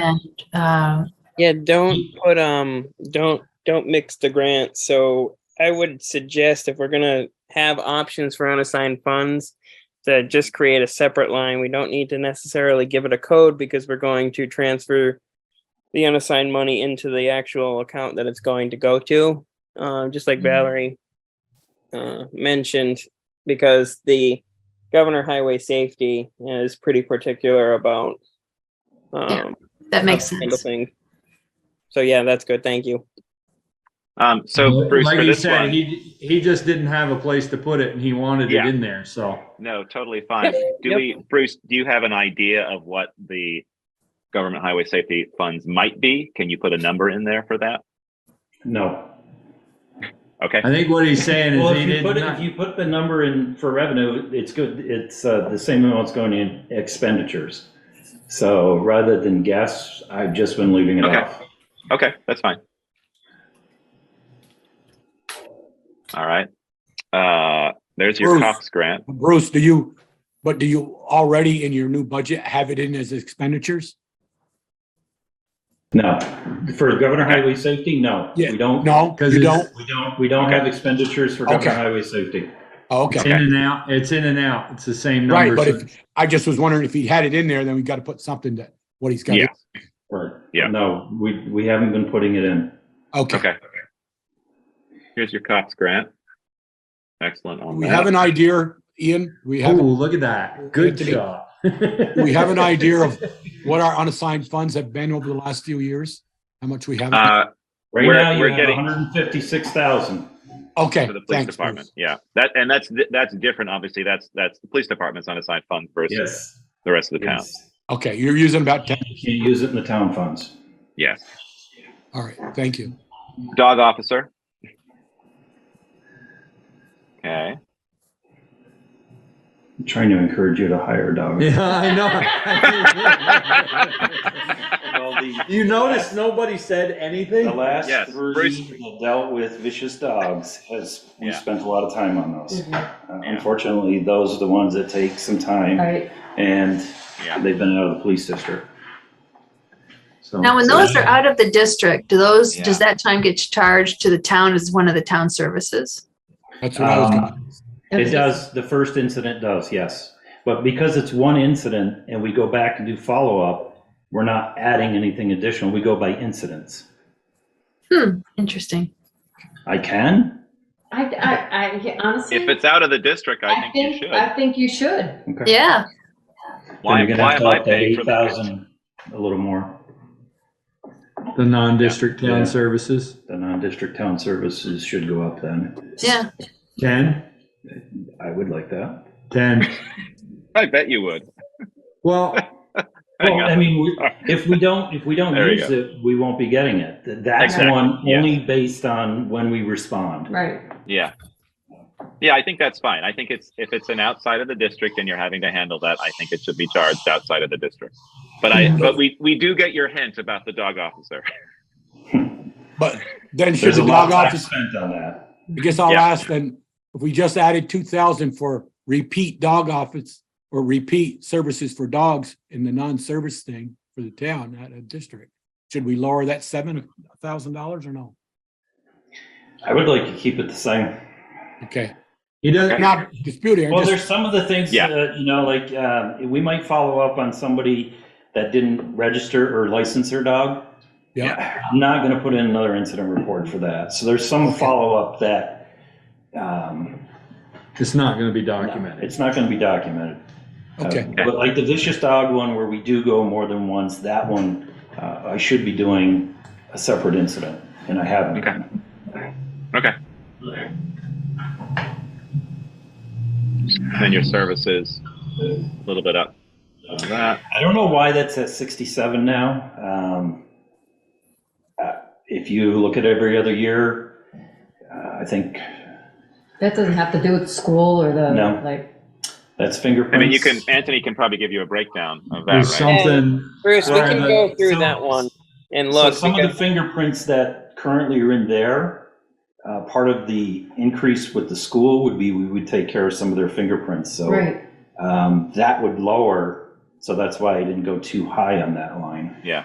Okay. But, and I think this year, there was an increase with some fingerprints because there's change in licensing for nurses, but that's like a renewal every 3 years. So we might see a bump this year, but we won't for 2 more years. Right. I mean, that's the same with the school, though. They have to be fingerprinted every 3 years. But they've been pretty consistent, pretty Yeah. steady. Mhm.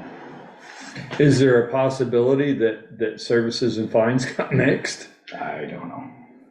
Anthony, you'll have to look into that. No, yes, I know, I'm gonna It pull. just seems like, you know, they've been writing fines for Quite some 6 time. months. 6 months, or out to be, that's only $600 fines. I'm sure you've written more than that. So, yeah, I think I'm we give gonna out a lot of pull warnings. a report for it. Okay, Just great. an entire breakdown, because I know that prior to Peter leaving, he had really spearheaded a lot of this, because he's like, oh, because we've got to make transfers to this, that, and the other. I don't think he had finished those transfers, so I think it'll be good for me to just go through and see which ones he's done, which ones he's left for me. So yeah, Yeah. that's the Okay. plan. And it's also, it's obviously, this is more complicated than other departments because you're dealing with a district, but you're also dealing with outside district services. Obviously, if with a move towards a town wide service, you would hopefully remove some of the complexities of your budget when dealing with this. Yes. All right, let's move on to expenditures. When you get the full-time salaries, I got an amount of 264,222. So I don't know where that 277 comes from. Well, Val, you were tweaking today, correct? Yes, and yeah, Bruce and I need to get together on some of the details that go into the wages, like the differentials and some of the other benefit kind of things. Okay. So all of the shift differential, on-call, what else is there? Overtime is all in the overtime line. So anything other than just their base salary goes into overtime line. That's the way they've been doing it. Right. I couldn't find that in the spreadsheet that you emailed. Okay. Or in the tabs. You weren't using the personnel tab line to calculate those things. So we just need to somehow so you get together. Get together and hash that out. Yeah. So it's just the point is it just needs it's a work in progress. Yeah. Do you have 30,000 in that shift differential? That's what I have at the moment. Yes. Okay, and you're 14,000 less or 13,000 less in the part-time in the full-time salaries. In the full-time salaries, yes, I've got it lower. Okay. All right. So Bruce and Val will hash that out. It's not going to decrease that percentage by a ton, Bruce. No. Every little bit helps. Come on, when you're looking at it like that and you can drop it. Well, you'll look better when we go back through. Less. So what are some other main ones here? We can obviously look at the percentage differences. So all of the, like the FICA, retirement, all of that is tied to the salary. Right. So those all went up. The retirement is as well, right? Yes. Yeah. Yes. Mm-hmm. And the retirement changed because the plan changed as well. We haven't switched to that plan yet. But is that any figured? New hires will have to go to the new plan, and then it'll be a little bit higher than that. So that's still based on Plan C. Right. This budget takes effect next July. So.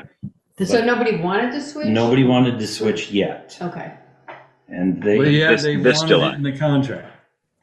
Well, I'm not sure who wanted it. So, but anybody hired after July 1st will go to D.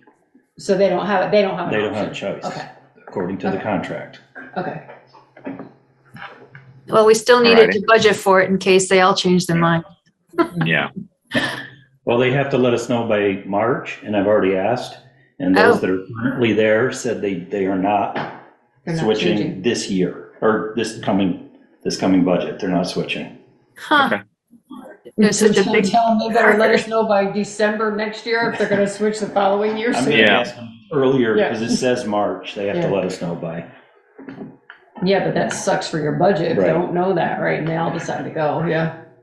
Mm-hmm. Okay. So what's this for disability? What's the should be 2,100? Why is that? According to the personnel spreadsheet at the very bottom, adding in everybody together, that's what the disability, the rates are a bit of a mystery. So I don't know yet what they actually are because it's based on, I don't exactly know what it's based on. It has to do with somebody's salary, but it's different for everybody. There's no set formula. It's everybody has a different rate. And what it's based on, I don't know. We have to go through our policy for short and long term in order to find out because there's two ways they normally can calculate it, but it's entirely based upon the individual employee salary over the year. And it's just the premiums are based on that rate for that individual. So each employee is different. Right. Ian. Yeah. Is that disability insurance? You have what you proposed, $1,300. Does that include now the fourth officer? This last year, 2,100. Probably not, because I was just looked at. I was going on the last couple of years. That's what I was basing it off. No, last year was 2,100. That's what budgeted, but we haven't spent that yet. Yeah. Okay. Oh, I see what you're saying. Well, that'll still be a work in progress. So that's going to have to be updated, obviously, if it should be 2,100. And then an additional caveat is we do not, as a general rule, make a practice of updating people's salary for the short term and long term because it will change it. The only time we've done it since I've been here is if somebody actually applied for it for short term disability. So we're not even paying what the current employees' salaries are. Okay. How can you not pay? Thank you, Sharon. Yeah, the disability, not Sharon, the disability insurance, is that what that is? Or is it? Should be short-term, long-term through Madison Life would be my guess. And then we have the life insurance. I'm not sure where that is, where you guys put that premium in. Val, I have to ask, if we're not paying based on their current salaries, are we not paying the right amount of premium? We're paying on whatever was their rate, whatever their salary was when they came onto the policy. So like when Mike Menard and Jen both got short-term disability, we had to take the extra step and update their salary. The insurance company does not come to us and ask us to update it every year. And as a practice, it has not been done. Okay. So I just want to make sure that we're not going to get ourselves in a hole because we're not. We haven't yet. We've had 3 people. Well, Taylor was the other one. We had to update her salary when she had Arlo. So we just update it when it happens, and we haven't had any issues so far. Okay. A loophole. Yes. I have a quick question. Quick question. Just jumping back to the unassigned funds. Does that need to be similar to ours, where it's an article? Does that become an article on the police warning if we're using unassigned funds? I would assume so. You don't think so? No, I believe for the select board to allocate undesignated fund balance, basically, it just needs to be made at a regular select board meeting as a warrant item. It does not require voter approval because it's already it's already within the budget. Oh yeah, that's right. So we don't really even need to do that for. Yeah, why is that on our warning? Unassigned funds, we just choose to do that. It's a courtesy, it's a tradition, but it's not required. That's nice of us. Would we want to do that as a courtesy on the police warning, just to let people know that, because I don't think Bruce has used those before. This is, at least since I've been doing this. Yeah, well, what happens, Ian, if they vote it down? And their tax rate goes up. Well, that's right. Well, no, they can't vote it down because it's already money it's been budgeted for. We put on a warning.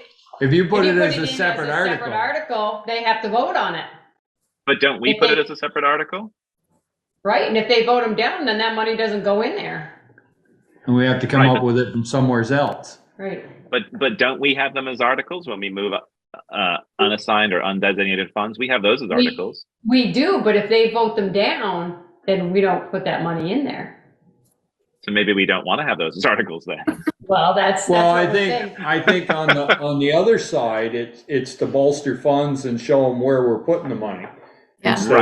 Instead of just doing it. This here it improves transparency for sure. Yeah. This here is it's going to help. Is being used to reduce the tax burden. The tax burden, which ordinarily I'd have a big problem with, but in this case, I don't think we have much choice. No.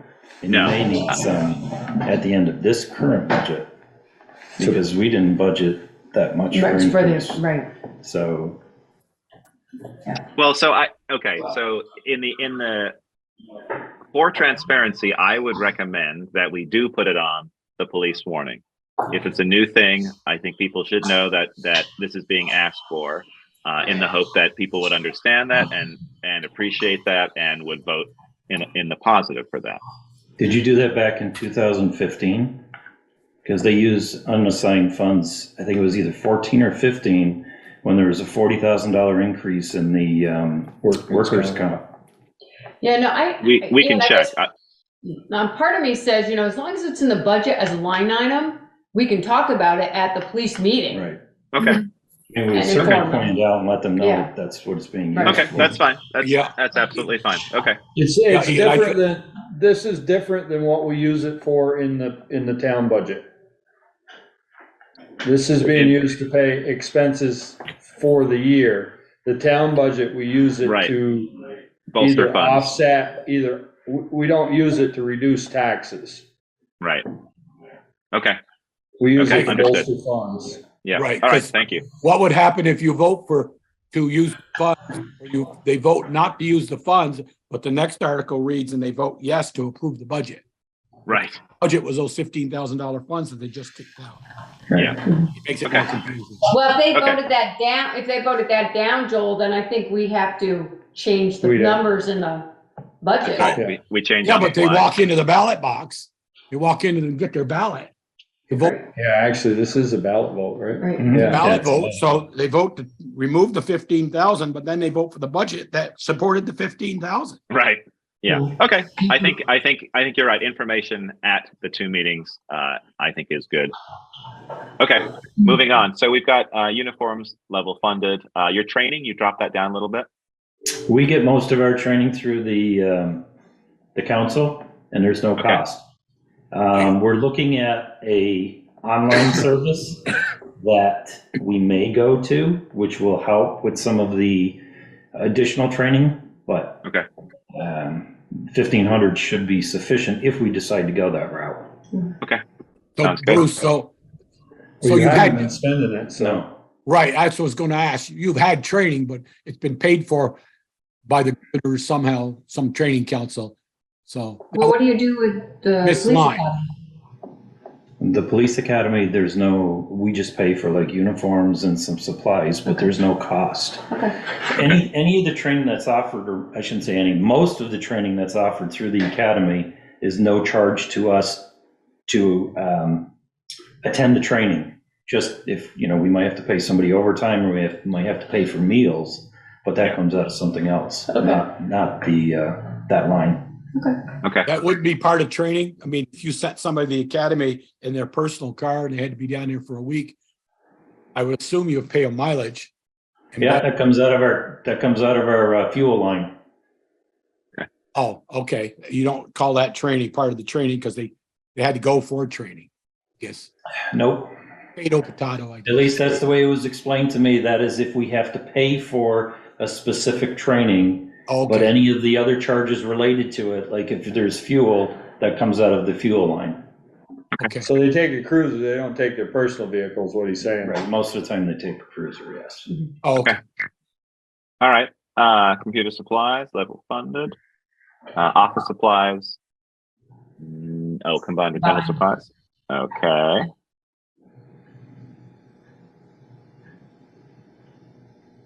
What's your equipment?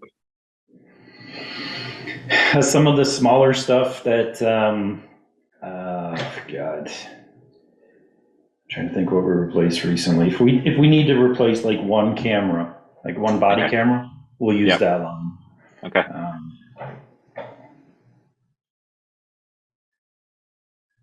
Your vehicle, gas, and oil. Okay. Is that line item gonna be enough, Bruce, with your additional vehicle? Cruiser. The additional cruiser? We've been under, Mhm. and Okay. we really do monitor how much we're out there and not like just driving around just to be seen. Okay. And some of the traffic, we might drive and park somewhere. So I'm hoping we don't have to increase it. We haven't had to Okay. yet. Okay. And some of the, like if we do government highway safety, we get reimbursed for mileage. Right. Mhm. Okay.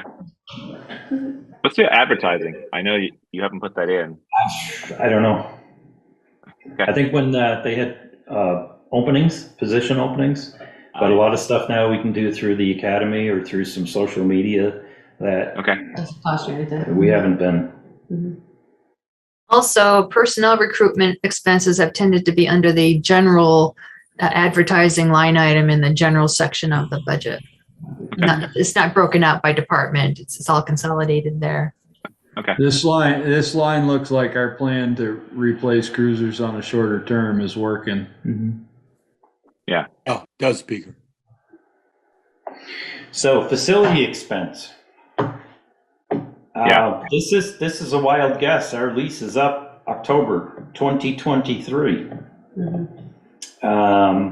And they're, you know, the property owner would like to sell that building, so. The school keeps thinking about it, and I was like, you're So nuts if you think people are gonna agree to that. If somebody purchases it, that Right. certainly will be. Change that. We'd have to renegotiate, but we also have to consider what we're going to do with, you know, this next couple In the of years. future, yep. Yeah. I know that, we're still waiting for numbers for the, Firehouse. the company came and sat with us, and then they went over to the fire department and looked at the space or the area. Oh, wow. We haven't got any numbers yet. Yeah, we'll need to follow up on that. We're supposed to be, should be getting something fairly soon. So You got an invoice. Yeah, the pay orders, I see the pay orders, we get them pretty fast.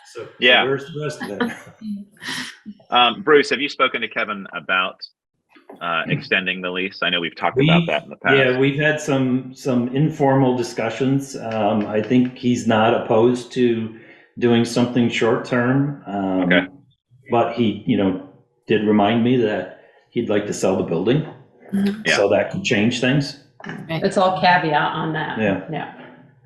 I know when we last spoke about this, when we talked about the group looking at the potential for over at the fire station, we were thinking like a 5-year timeline, which No, obviously we can't do 5 years. No, I thought we were looking 3 years. Kevin would not be interested in another 5-year lease. He would like something shorter if we're going to do something. And we really, you know, if this is going to be close to a bond payment, we need to get serious about whether we do it or, you know. I agree. Yeah. Well, I think we're on track for being serious. Right. Yeah, we need the numbers from them. Right. Really, to see how serious this can be. Okay. Postage, communications. Is that your That's, 911? that's the telephone, Okay. cell phones, and, Pagers or whatever? no, You we don't do use pagers. We have to pay the state, some IT fees and per email. Oh, is that for your online storage stuff too? No. That's different. When they came out with the new database system, there hasn't been a charge yet. Yeah. We're waiting for that. Waiting for the hammer. Yeah, they convinced us to go to the new system by giving it at no cost to everybody. But I'm sure at some point they're gonna say it's per user.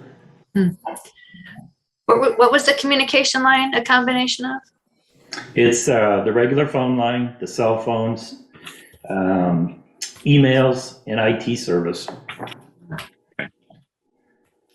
Legal expenses. I'm hoping we don't need any of it. Yeah. Well, we've definitely used it in the past. Yes, we have. Yeah, but we saved on that this year with the contract and not having to have to talk to somebody. We just put it in the salary line. Okay.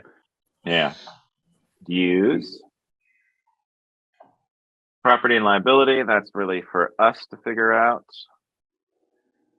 That's a VLCT calculation. Yep. Is that actually calculated? Yeah. Oh, look at that. Nice. Okay, capital vehicle reserve fund. Okay. When is the next vehicle up, Bruce? So we just got one, so 2 years. 2 years? The next budget, not this one, not this coming budget, the next one. So it's 19,000. So we still on track with 19,000 for that? Because I know you were talking about electric, and that may be a higher number. But they're gonna subsidize us, so you don't have to worry about that. Well, we're Just at subsidize the charging station. yeah. Well, so that's the police vehicle reserve fund. Is that correct? Right. Yes. So the June 30th, 2021 balance was 5,963. After we paid for the new cruiser. Correct. Expenditures were 39,630.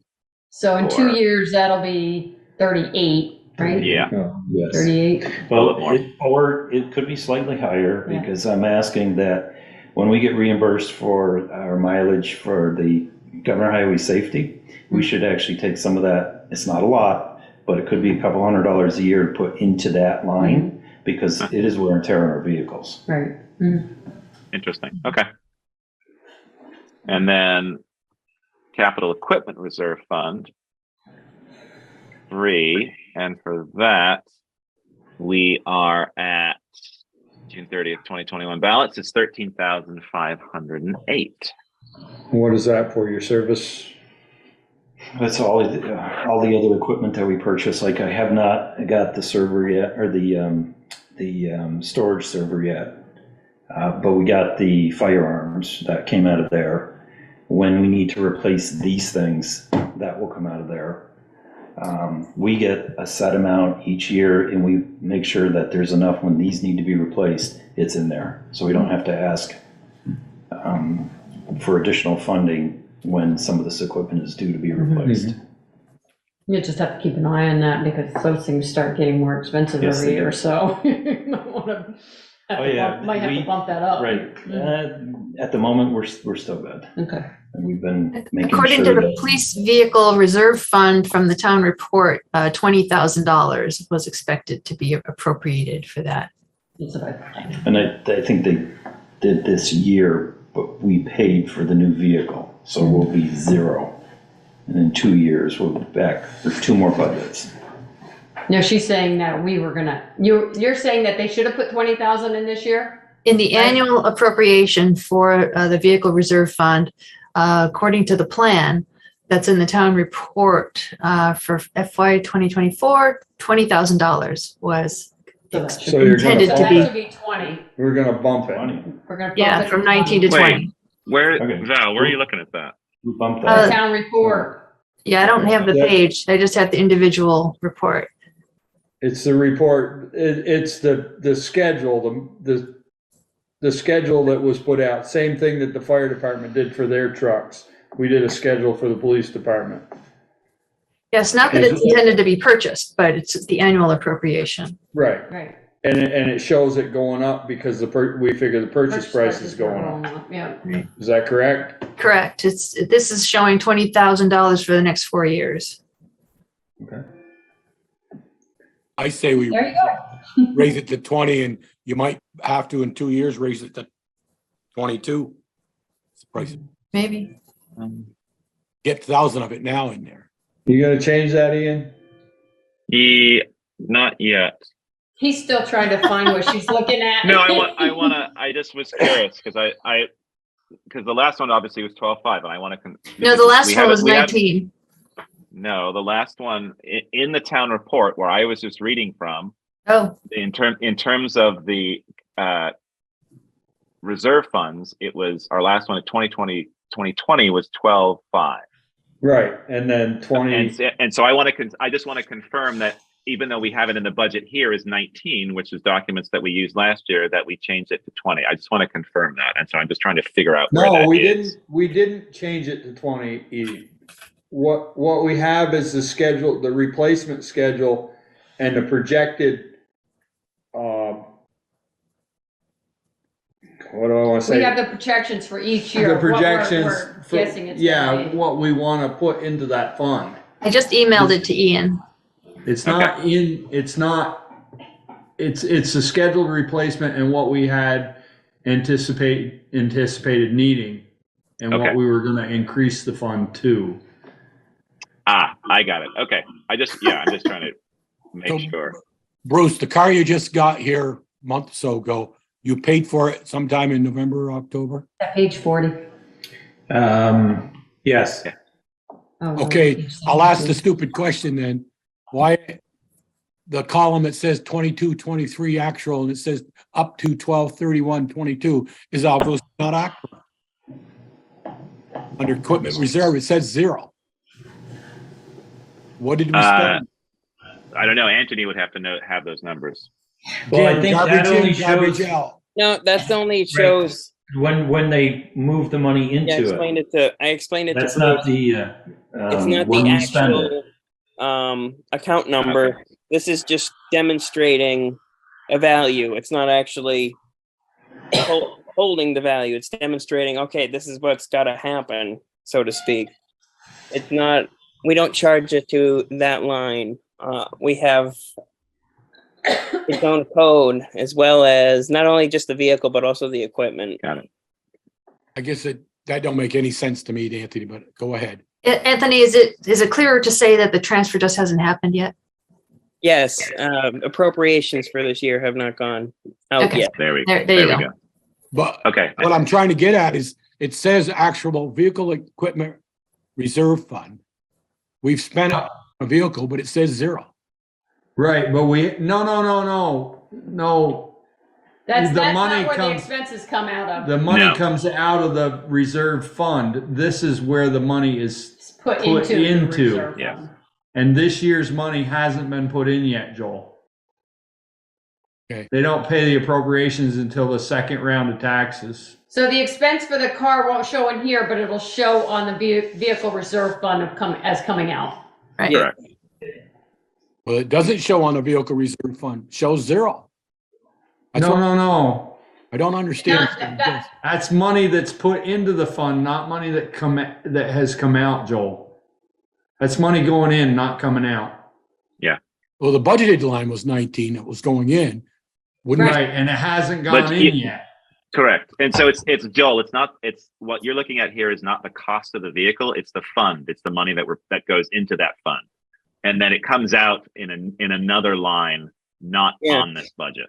This line item is literally the debit side to the There we go. entry I need to make. The credit side is the revenue, which is the actual account numbers. This is just the debit showing the expense has been put in because it's considered an expense on this side, and it's a credit on the other side because it's a revenue, so to speak. But Yeah. not really.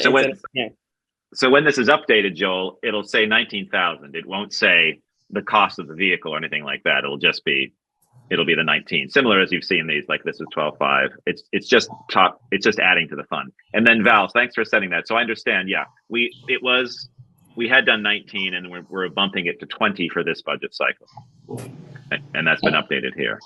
And if you have the town report, it's on page 74. So if I was a taxpayer, though, I'm trying to get as my taxpayer, not a select board mind. If I looked at it and said, wow, they budgeted 19,000 in 22-23 and haven't spent any, and they're budgeting proposal for next year for 20,000. And then we thought we'd put another, in 2 years, we're going to buy a car. My question is, as a taxpayer, do you have 59,000 in that fund or 39,000? Right. So if you look at the town report at page 74, Joel, that's where the police vehicle reserve fund is.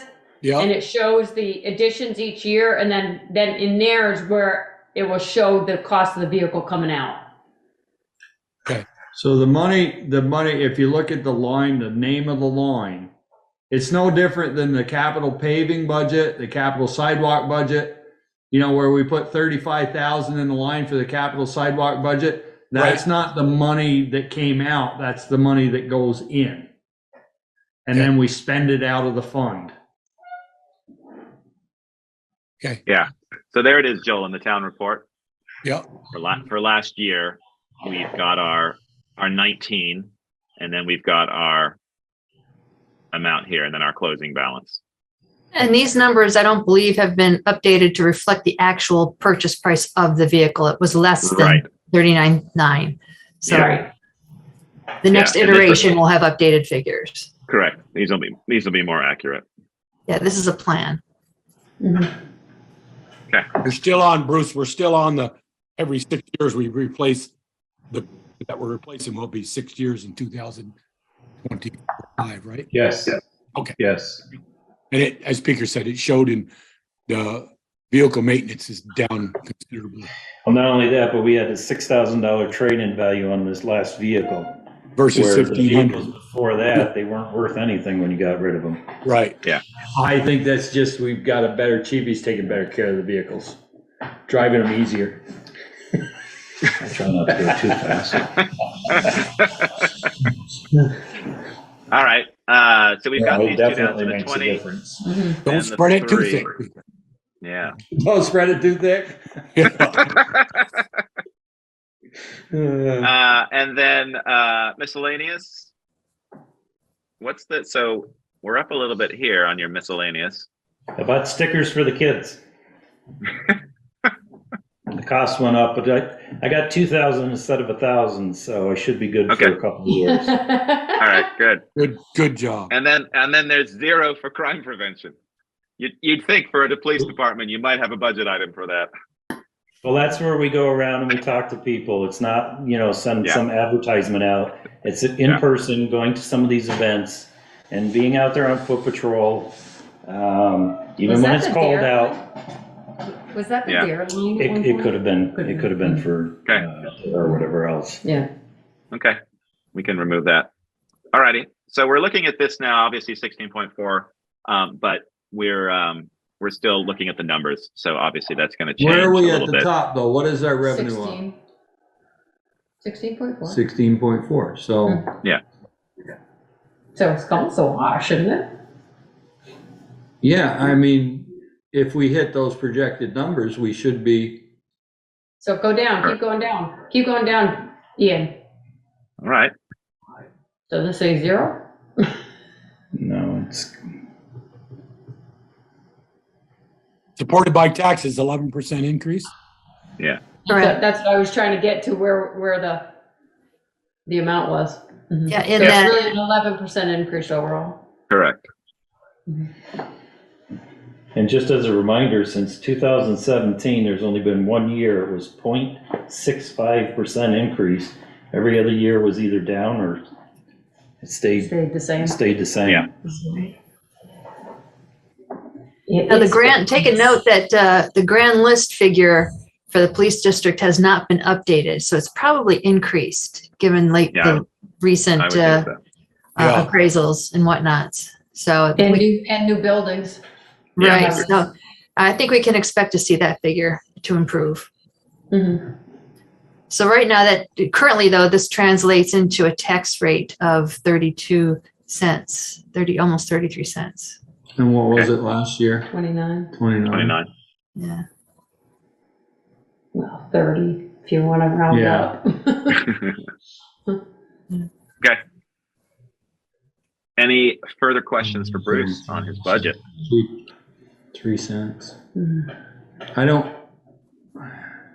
It's not great, but it's not terrible. Right. I mean, given what we had to do, And that may change once the numbers are clarified. Right. That's gonna change a little bit. yeah, that you should gain 13,000, which is, I think we added it. It's 0.1%, so you'll go down 13 tenths. You'll be at 15. If that actual salary line comes down that $13,000. Yeah. I was reminded today of earlier discussions we'd had about a social services position and also distribution of the opioid settlement dollars. There aren't a lot at this point, but there was some discussion about shifting at least some of them towards the police department to support their work on drug response, supporting whatever they need to deal with overdose situations. But yeah, the social worker position. If I could just jump in on that, I would really, because those drug funds aren't that high. I would rather see it go to an organization like Turning Point, because we refer people to Turning Point, to CSAC, to those other organizations, and they are set up for the long-term assistance with somebody. We're short-term. We have the tablet. Turning Point gave us a tablet, so if somebody needs to speak to somebody after hours, they can speak to someone face-to-face. They can do FaceTime with them. So I would rather, because I think it's $3,000. Yeah, it's not a tremendous amount. I would really like to see it go to an organization like that. And I'm a little biased when it comes to that because I'm very pro support for organizations like Turning Point. Okay. All right. Duly noted. Yeah, they definitely have asked for it. They've sent letters to the town. knowing that this money has come to the towns around Vermont. But I think they were high on our list in terms of distribution of those funds anyway. But it's good to hear it from you, Bruce, too. Yeah, if they had a larger amount of money, we could use some to get some more training towards that. But I just think that at this point, it's better spent, or better for them to have it. Okay. All right. So Well, thank you for that. if we were going to do some sort of mental health, we were going to do that on the other side of the budget. We weren't going to do that through the police budget because we figured Correct. we'd use it, Right. use it Right, for the as a- whole Yeah. town and You're let right. them Yeah, thank you. operate. Let them operate under Bruce. Correct. Bruce, so whack up the revenue under the governor's highway safety program. You don't anticipate any grant. Could we put a couple of thousand there to? You can put a couple of thousand, then your expenditure will be the same thing.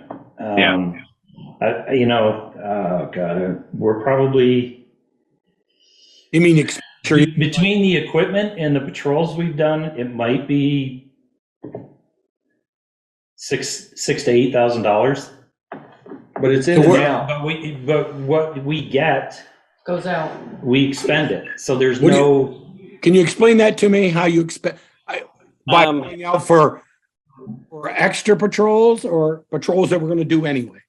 So, extra patrol. You can't do governor highway safety during regular hours. Governor highway safety is to add additional officer or patrols on the street. Kind of like when we used to 4th of July, I'll see if a Jen's cruiser in here or somebody else's cruiser, something like that. Then. Well, sometimes on big events, we help each other out. It's not through governor highway safety, but governor highway safety is like, if somebody wants to come in 2 hours early and work just traffic, that's what they do. But patrol and the fuel for the mileage is reimbursed by the grant. So we don't get anything extra. Except whatever we bring in goes out in salary and expenses. Okay.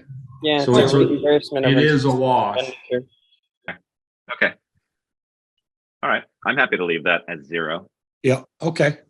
I mean, Ian, you could put a reimbursement of expenditures in the notes, just so later on we can have that in the back of our minds. For that one for the governor. Just for the governor highway safety. Okay.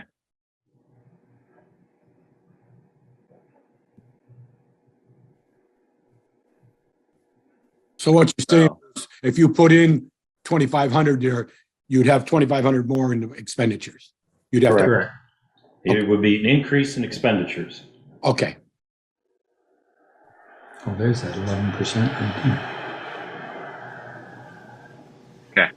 Any further questions for Bruce? My stomach. Procedurally, how does the select board want to loop back on this to finalize it? I think the only thing you need to do is clarify those salary numbers. I think everything else we're good with. Okay, so review again at the next meeting. That's me personally. Yep. Well, so it's not just salary though, Val, right? It's a few others that are tied to that. Tied to the salaries, yeah. Yeah, because you've got the there's a few in here too, right? There's life disability, there's the health insurance, and yes, and retirement, since it's all different. So as long as those numbers are finalized, I mean, we can refer to this and bring this into the discussion next week. Okay. I think we get the actual grand list number in there. So right, by taxes, that's what people are going to look at. Yeah, that'll be helpful. Okay. All right. Excellent. Thank you very much, Bruce. I don't think you're going to be as bad as you were thinking. It's not good any way you slice it, but it's not anything over 5%. Yeah, it makes Bruce feel bad. What does the board feel about that undesignated fund balance adding another 5,000? We got 150 in there. You said 156,000. So you take about 9% of it. Well, we may have to wait because he may have to add some to this year's budget for the increase in the salaries that the contract brought that we didn't budget for. So okay, we have to figure that out. All right. And he also wants to use some of that to kind of offset in the future, to offset the fourth hire. Fourth position. Yeah. Or at least that year you have to keep the fourth position, have some of the funds for that. Right. Because a lot of that unassigned funds was generated when somebody left and we didn't expend hire, salaries. Yep. It took us a while to hire somebody. Sorry, Bruce. Valerie, we have to keep, like we do with the designated funds for the town, we have to keep what, 4 or 5%, Peter? 5%. Well, the tradition has been 5%, but the 5%. Auditors appear to have a different opinion. We don't have to do that with the police what's their budget? opinion? That it should be more. Higher, significantly what? higher. We're honestly, like, if we were to just like one and done kind of thing, they want 20%. Oh, wow. Do we have to do that with the the police thought too? process is to use some of that in order, in case there is a catastrophe and you need to remain open and operating at a function. It's to offset the cost of being able to remain open, federally speaking, for 3 or more months. So Yeah. isn't it 3 months of expenses? So what's our expenses in a month? Mm-hmm. Times 3. I mean, that's usually what it is, 3 to 6 months of expenses. But the other side of that is if we use that money to bolster capital funds, if we get in a pinch, we can always tap into that money. I think that's correct, Peter. But my question, I agree with you until the department head goes, "What are you doing? Yeah, taking my funds?" it's either that or you don't get paid, you know? my question still is, like we hold 5% for the town's budget, do we have to do that for the police budget also, hold 5%, that 156? I would recommend holding 10%, at a minimum, having 10% in that fund. So if something happens, we've got some protection. You're Right. 60,000. Yeah. That's why I was trying to move it up 5, but we'll see what at the bottom line there. Because, there's a source that we could tap, maybe 1 year's rent for starting of the new station. Right. Okay. Can we create a capital building fund for the police department? If it's going to be a town-owned. Well, that's an interesting idea. Because once they get a new building, that's going to require a lot of other things. Right. Yes, be careful. I know. I don't disagree with you at all, but. Okay. So All right. Thank you very much, Bruce. Okay. Thanks, Thank Bruce. you, Bruce. Thanks, Bruce. Have a wonderful I'll see you evening. Monday, Bruce. Definitely. You're coming in Monday? I am. Awesome. That's Yeah. good to hear.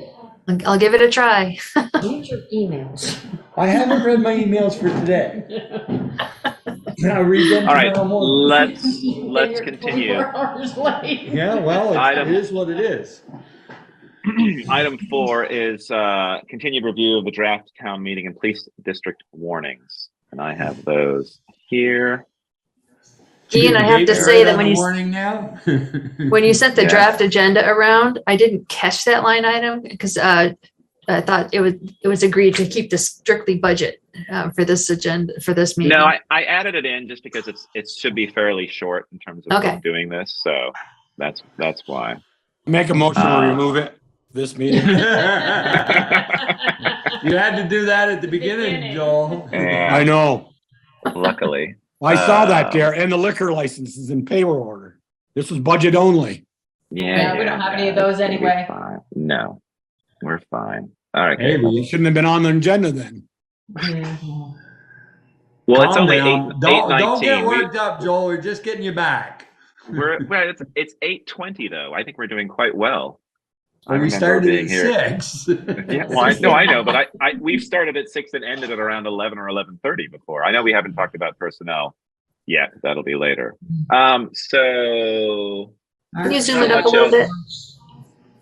say that again. Can you zoom it up a little? Sure.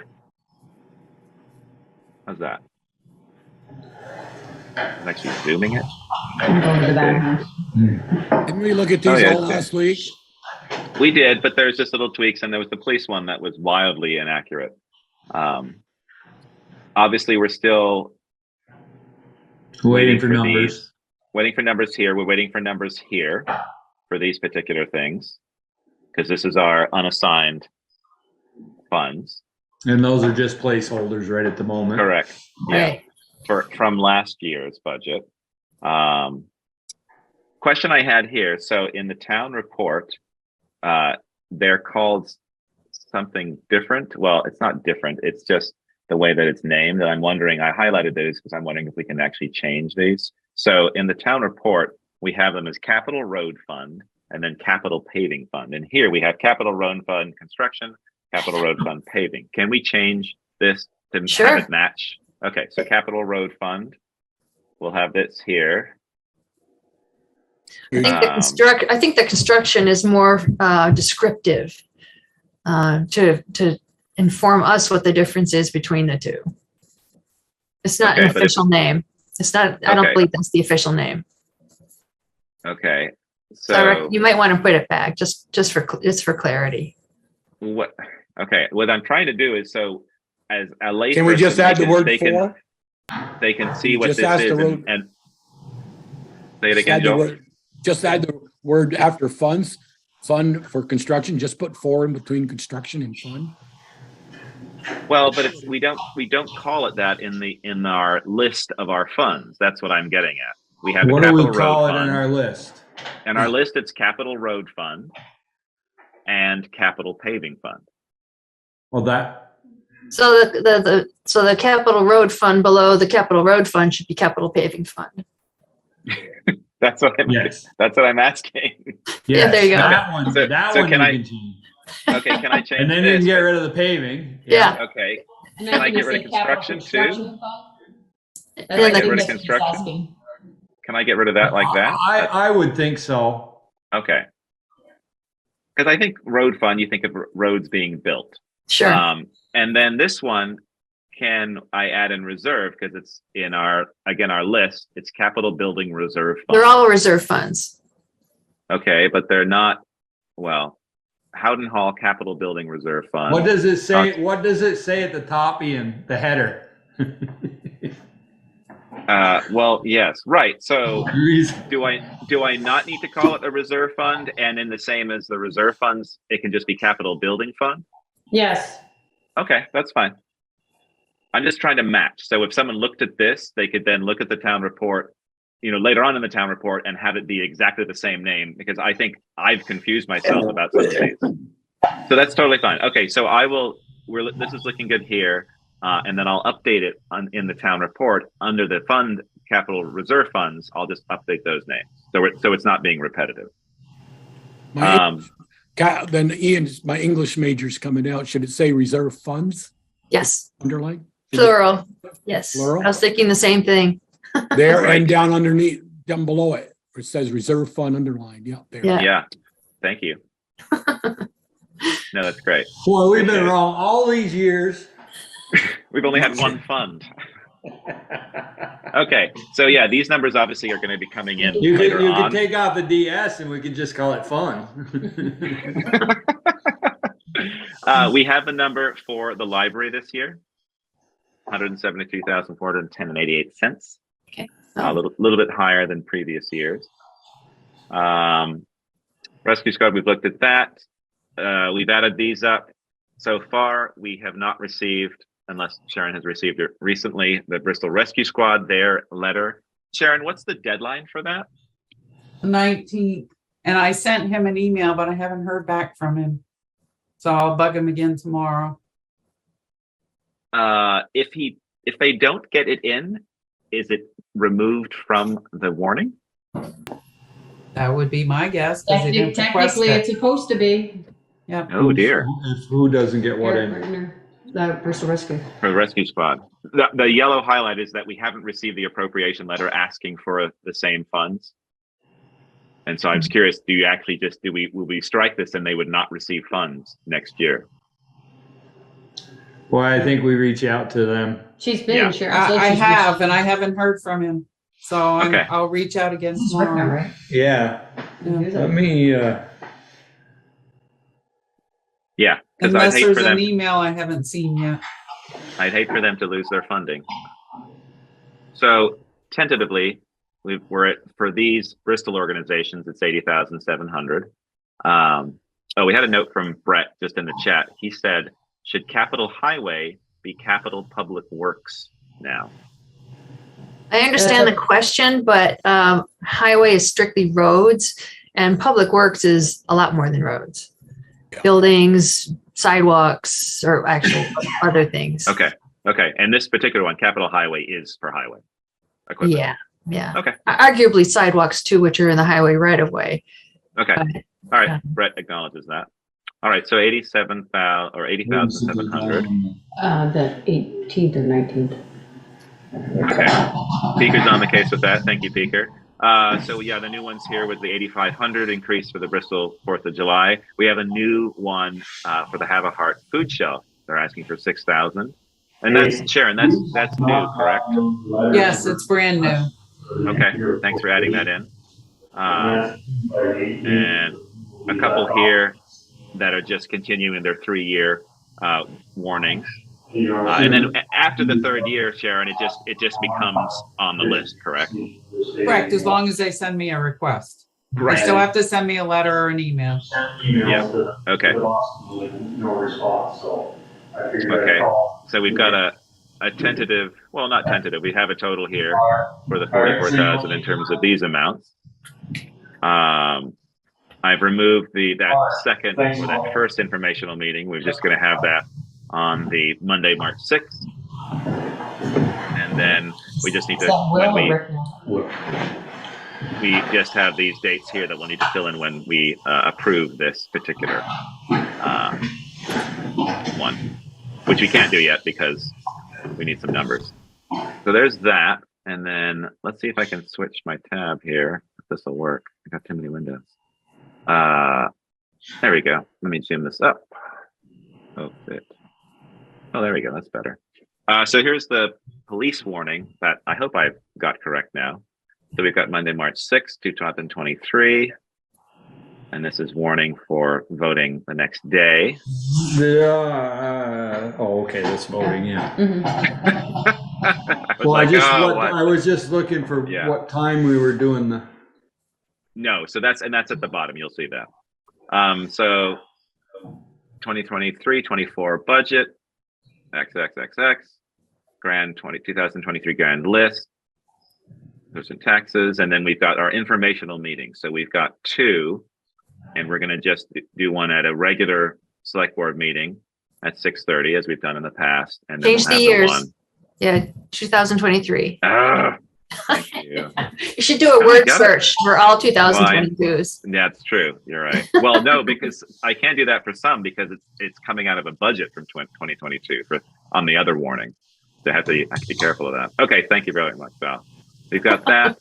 So yeah, we've got the February 27th, which will just be at 6:30 earlier, and discussion of the police district budget. And then we've got obviously our March 6th before. So the March 6th one on Monday, are we going to do a Zoom? Because that's in person usually upstairs. Yes, I think we would. We would use the same system in place for the meeting for the select board meeting that follows. What did Sharon find out about? Sharon, did you get any information on Zoom for the town meeting? There's legislation in the works right now, and they're hoping by Friday that we'll have a response on what we can and can't do. Oh, interesting. Okay. That's good. Right down to the wire. Gee. I know. No, they did the same thing last year. Oh my gosh. Okay. All right. So we're not sure. I'm hoping that, we should be able to offer Zoom as like an online thing that without voting. And then so we'll be able to offer this. But yeah, we could offer Zoom for that because we don't vote on anything. Right. Oh, that's true. But we didn't do it for the town. So. Right. Yeah. Okay. So we'll keep bringing these back as they are worked on. And there you go. Ian, can you bring that back up just for a second and go to sure. the ones on the bottom, like the library one? or the highway one. Like, Wait, what are we looking at? bring that the town warning? report, bring that town warning one back up for just a second. Oh, sure. Hang on one sec. I gotta find it now. It was here, but then it's this tab. Maybe this is more of a question for Sharon. Does, in years past, like the one for the highway, we'll just go to the highway one, back up to the highway, or the Lawrence Memorial one. Doesn't matter. Wait, down here, you mean? Yeah, the Lawrence Memorial, let's look at that. Okay, there we go. Yeah. Does that have to say to be voted on at the March 6th town meeting? No, No, they vote right these- here on the floor.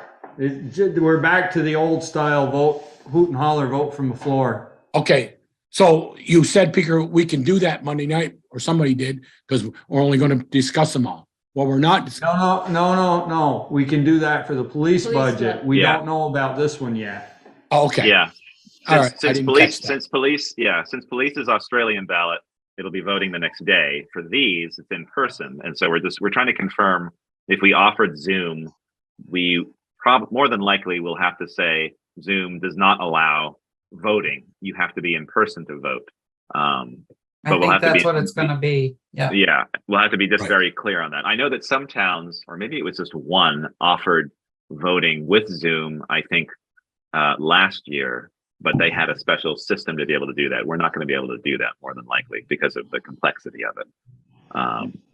But yeah, Who's voting? yeah, but I do hope, I hope obviously that we get a good attendance for a town meeting, since we haven't been able to do it in person for the last few years. And I also hope that people are able to attend remotely and by Zoom, and even if they aren't able to vote, at least they can hopefully participate and enjoy town meeting. Okay, so let me stop that.